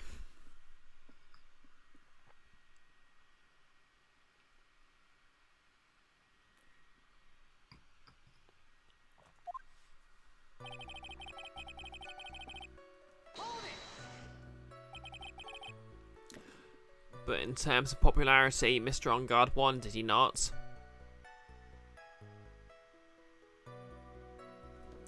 That was an accident. You didn't mean to make any groove references. Okay.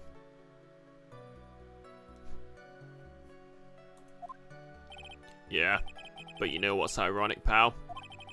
One creator was always one step behind Mr. On Guard and everything. This year it seemed like he'd finally caught up, ready for the big final showdown.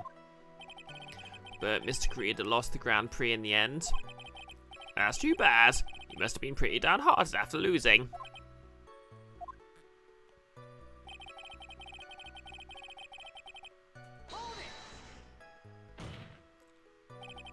Wait, just 1 second here. Mr. On Guard was beating Mr. Creator in the popularity polls. Well, yeah, I guess, but... Which means that in the defendant's eyes, the victim was not a rival at all. Welcome back, Nolus. Yeah, do you like what I've done with the place? Guitar has made lots of more... said stuff about guitars, so now there's guitar references in the chat. Which means that he had no motive to kill at all.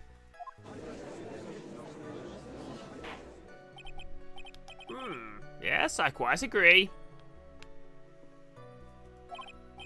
Well, detective? It's not, well... I guess if you put it that way, then yeah, the defendant had no motive. Detective, I'm beginning to see why you were fired. Matrix Revolutions. No, not you two, Mr. Edgeworth, sir. That's... I look forward to your pension negotiations. No. Poor Gumshoe. Now, detective, let's continue with the testimony. No, not my poor pension too. Detective, if you value your money, I suggest you proceed. Yes, sir. We can talk about my pension later, sir.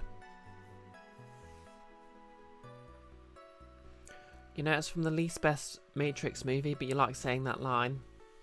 Well, you never know. There's the 4th Matrix movie coming out soon, and it could always be worse.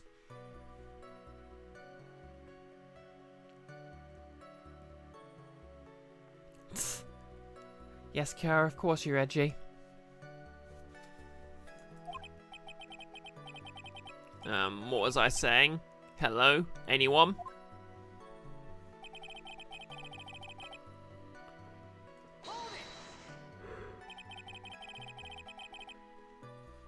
Do you have any proof that the button belonged to the victim? What do you mean, pal? Oh, let me put it this way. I'm asking if you've any evidence to back up your claim that this button was ripped off the Jammin' Ninja's costume. But can't you tell just by looking at it? And the victim's blood is on it. Anyone could have smeared that blood on there afterwards. Mr. Edgeworth, sir. Help me, sir. Alright, I knew it had to be this piece of evidence. Now to reel this one in.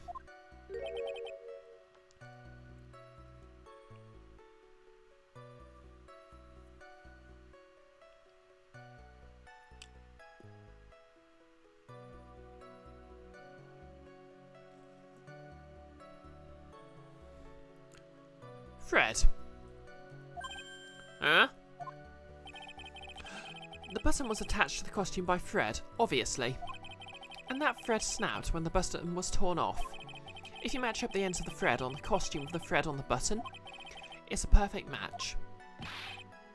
Yeah, that's it. They're a perfect match, pal. That's Edgeworth for you. Never misses a beat.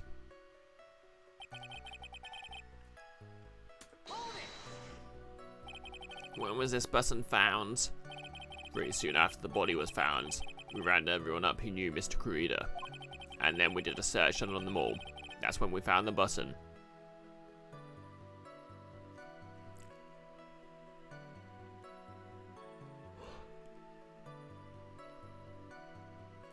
An invisible girl, and he won't miss your beating.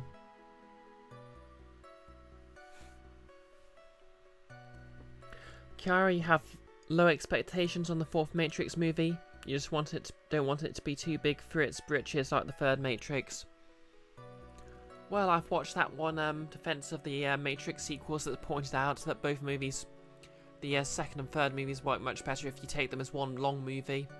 Which, to be fair, is how a lot of trilogy sequels are filmed. Although, obviously you need a fair bit of patience to sit through a 6 hour long movie, but hey, if we can sit through binge entire Netflix box sets.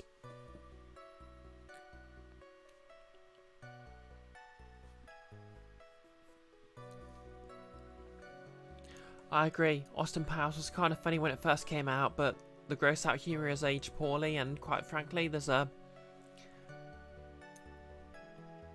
lot to unpack.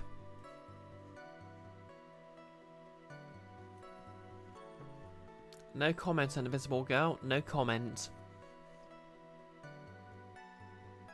And then we did a search on them all. That's when we found the button. So it was almost immediately after the murder. The police didn't have the free time to lollygag and play tricks, unlike some people. Hey, what's he trying to say about me here?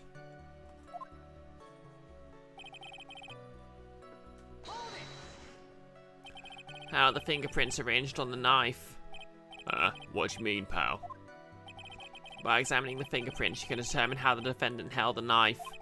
For example, did he hold it normally or overhand? Oh, is that what you meant? Me? Well, we didn't actually think of that. I can't believe the bumbling of this department. Hopeless. Were you paying attention to the testimony right? The defendant's fingerprints are all over the knife. There is no way to determine how the knife was held at the moment of the murder. So is the defendant the owner of this knife then?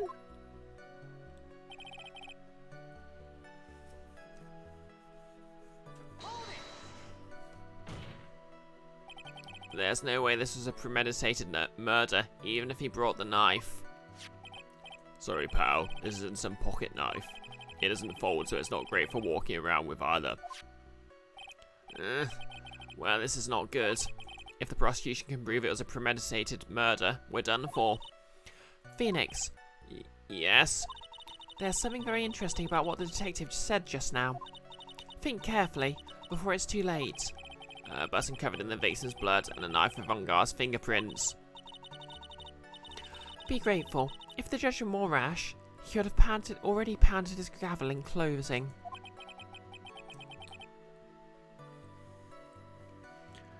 Nolus, you're saying Austin Powers is better than Kingsman? To be fair, I haven't seen Kingsman, so I can't really judge that.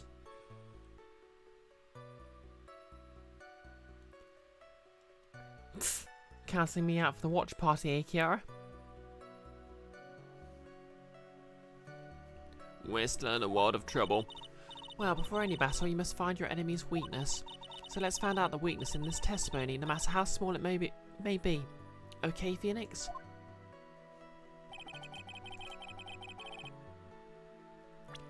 Okay, so I think if I point out that the knife had Gatewater Hotel embezzled on it, that would prove that the knife was at the crime scene.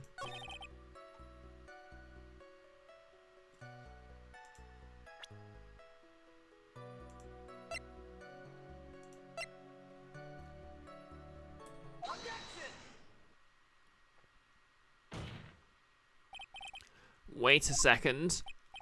What? So the basis of your argument is that this was a premeditated murder is simply that my client bought a knife beforehand? That's right, pal. The defendant did not buy this knife. Huh? Take a good look at the handle of this knife and you'll see what I'm talking about. Huh? It has Gatewater seal set into the handle. Gatewater. I think I've heard that name somewhere before. That's the name of the hotel. The Gatewater Hotel. Uh-oh. The murder knife was actually property of the hotel, which means that this murder was not premeditated. Yes, that's very true. This is very big.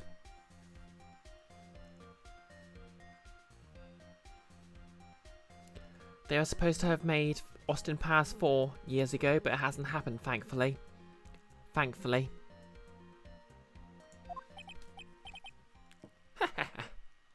Uh-oh, he's laughing. What is it, Mr. Edgeworth? I'm sorry, but the defence is simply too careless. What? There's the waggle. I think whether the crime was premeditated or not has already been determined. How so? I admit this knife is hotel property. There is no one currently on the police force that is dumb enough not to realise this. I didn't know. Oh. Oh, poor Edgeworth. Poor Gumshoe. The question is, where did this knife come from? Why, that's obvious. It came from the victim, Mr. Kurida's room. Sorry, Your Honour, but that is incorrect. The victim ate a last meal before he was murdered. With that being the case, I'd like to draw the court's attention to what is on top of the table. There's a knife and fork on the table. Then, where in the world did this knife come from?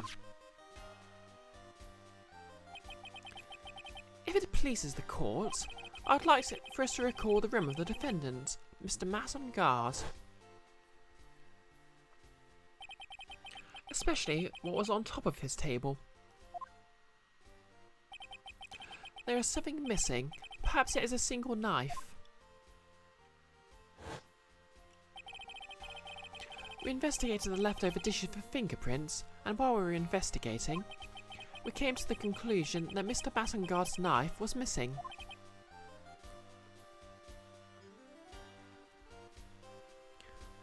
No less, Kingsman attempts to get you to take it seriously. It's not any more progressive than Austin Powers, but wants credit for it because a bigot says slurs and gets killed. tries to be unironically edgy, and conveys actual contempt towards Bond. Kiara, you never got that from Kingsman, to be honest. Thought it was a fun adventure that had its moments of levity and action. The sequel, on the other hand, if I recall correctly, I know the sequel has that cowboy for some reason.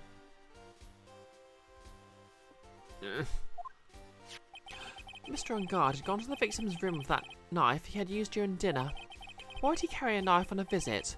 To kill, of course. And with that, I believe the prosecution has proven this was a premeditated murder.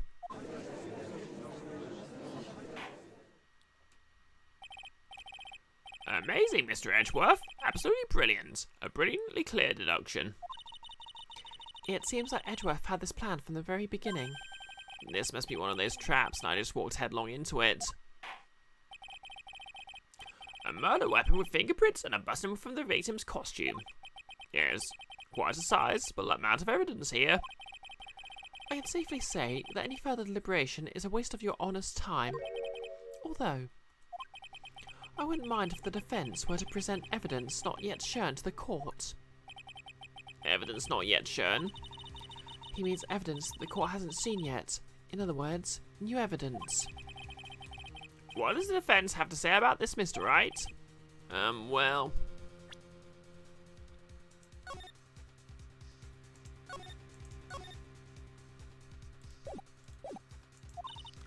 Phoenix, the judge is favouring the prosecution right now. If we answer with something wrong here... That gavel of his will be ringing out to the sound of our defeat. All you know about the sequel is that it has cannibalism in it and plays it for laughs, which is a deal breaker for you. Yikes. And laser lassos or some such nonsense. Oh, I'm okay.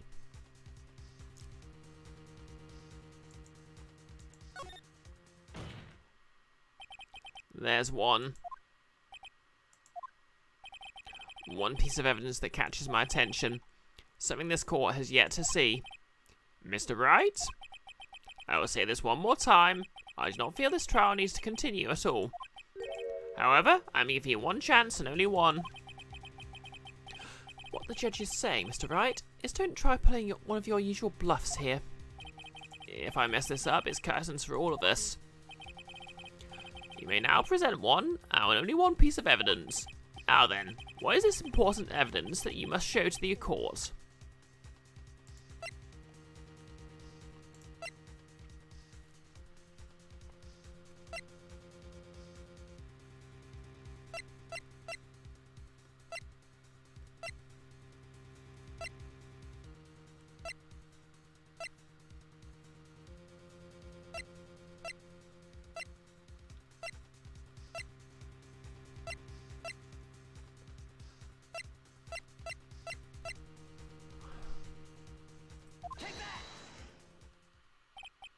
This is a wine glass, is it not? Please look at the photograph of the crime scene one more time. So the judge's name is Moon. Oh, Moon the judge. No, that's a bad idea, Invisible. The scene is a mess because of the victim's struggle against his assailant. The vase was broken, his makeup is all over the floor. These were all things that at one point sitting on the top of the dresser. Well, yes, I see your point. However, this glass that is sitting on top of the dresser is mysteriously untouched. The only thing that had not fallen over with everything else is the wine glass. This piece of evidence is more than strange enough to warrant further consideration. Well, what do you have to say? Well, yes, this is a little peculiar. Yes, isn't it? I thought it was. You can stop looking at me with those poppy up eyes of yours now, Mr. Edgeworth. What is it, Your Honour? Your opinion? You don't need my opinion, because there is no special meaning to that glass. What? It's safe to say that the glass was set there after the crime took place. By the person who discovered the body, Adrian Andrews, for example. She could have easily been so shocked that she set the glass down without thinking. That does sound very plausible, Mr. Wright. Could Miss Andrews really have set that glass down without thinking?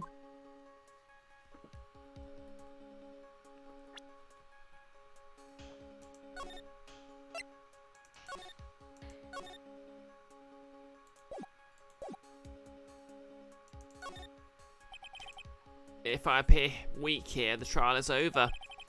I can look for my proof later. For now, I should trust my instinct and point with certainty. They just might fall for it if you're thought-provoking enough. The defense would like to challenge the prosecution's theory. We would like to see something that proves it was Miss Andrews who set the cup on the table. You've turned the situation on its head yet again, as usual.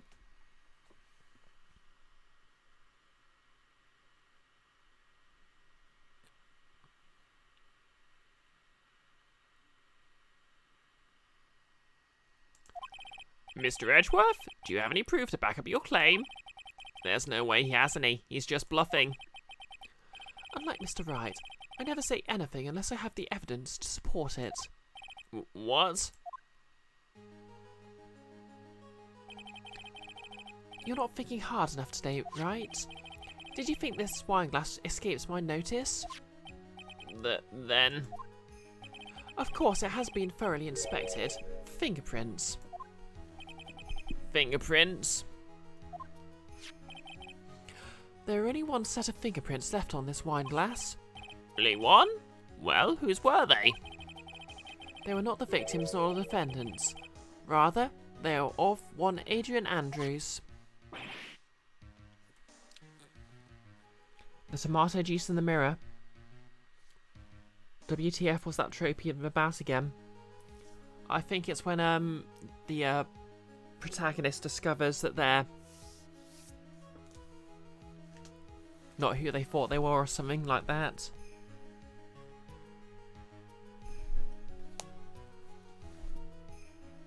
What? Wine glass updated in the court record. That's why I said that the person who had discovered the body had left it there. Are we done here, Mr. Wright? I can't believe I fell into another trap. Andrews is vegan or a teetotaler or something. I don't know. It's entirely possible they just censored it. Miss Andrews was probably holding the glass when she went to see Mr. Creeder. But upon seeing his dead body, she was stunned and set the glass down on the dresser. What you just said makes a lot of sense. Now do you see, Mr. Wright? You can't change any part of my scenario as it explains everything all too well. I've thought long and hard this past year about what it means to be a prosecutor. And from here on out, I'll show you the answer I've come to discover. Wait a second, Mr. Edgeworth. I think the prosecution has provided enough evidence for me to enter my verdict. Unfortunately, I can't allow you to pass judgment yet. The prosecution has yet another witness we'd like the court to hear from. Another witness? Yes. Bailiff, please bring in the next witness. What in the world is Mr. Edgeworth thinking? Yes, arrogant, or does he have a plan? Well, in any case, my voice is about going, so I'm going to call it here since it's 2 hours.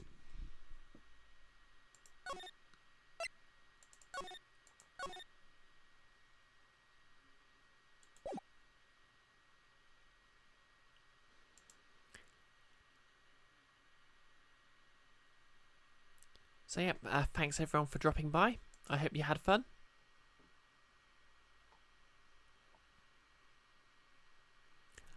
Thank you, Kiara, and thank you, Jan.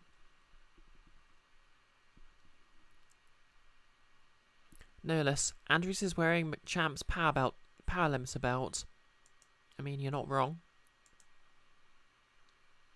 Anyways.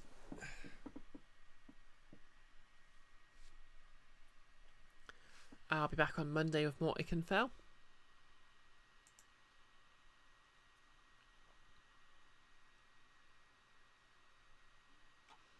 And we'll just find someone to raid.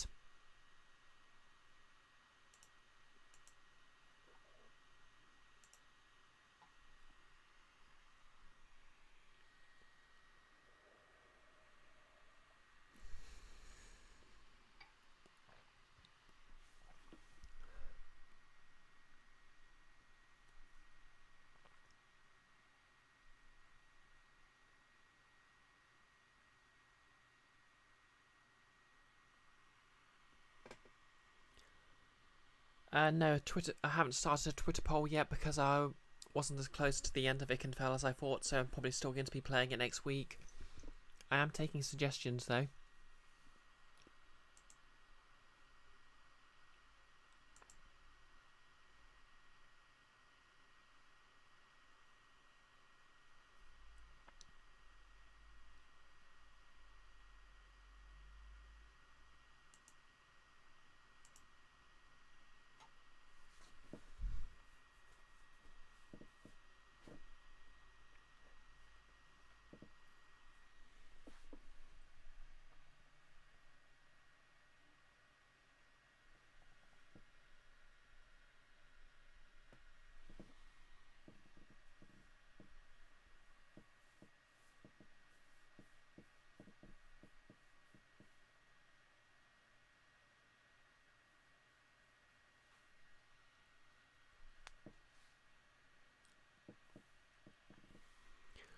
So yep, I'm going to be working this weekend, slightly more hours than usual in fact, but after that I've got some time off work, so I know I've been promising to get to work on the Lara Croft and Grounded cosplays, so I'll get straight on those.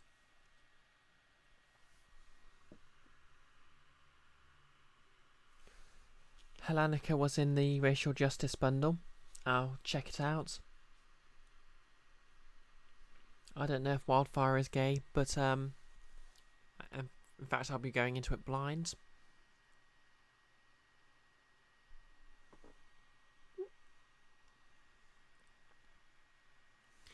Anyways, who's online? Yeah, no one I really know. Oh, am I going to play a Lara Croft game to go with the cosplay? To be honest, I'm not sure. I nearly nabbed the new Tomb Raider trilogy when it was on sale, but I forgot to get that. But I might find something. Kiara, we don't swear in this channel.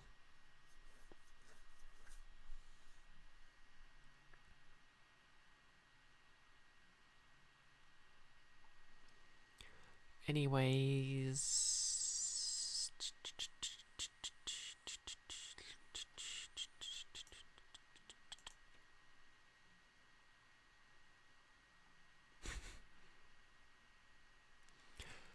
For those watching at home, Kiara mentioned that Metroid game.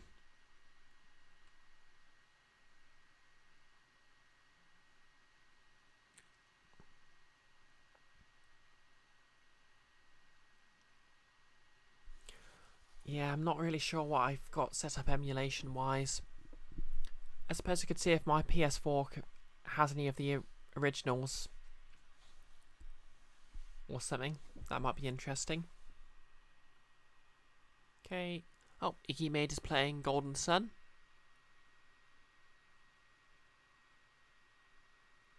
Dunno, has anyone got any raiding suggestions? Because pretty much everyone who's live right now is someone I don't know that well.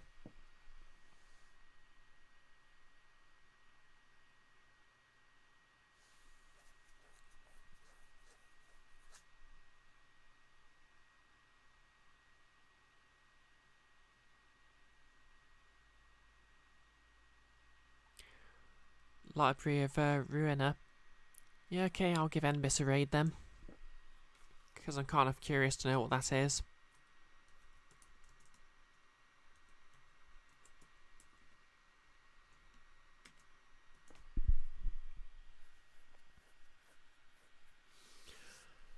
But anyway, I hope to see everyone on Monday for more Ickenfell. Hope you all have a lovely weekend. Expect more cosplay related news when I've had more rest. And in general, have a very pleasant August and start to the autumn, or fall if that's what it's called in your neck of the woods. In a New Yorker cussing at stuff kind of way. Yeah, I can get behind that.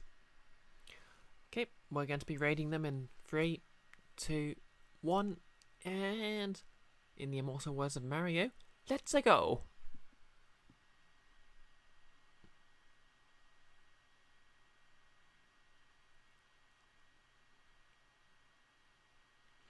Oh, and if you're watching on YouTube, please like, comment and subscribe. LOL.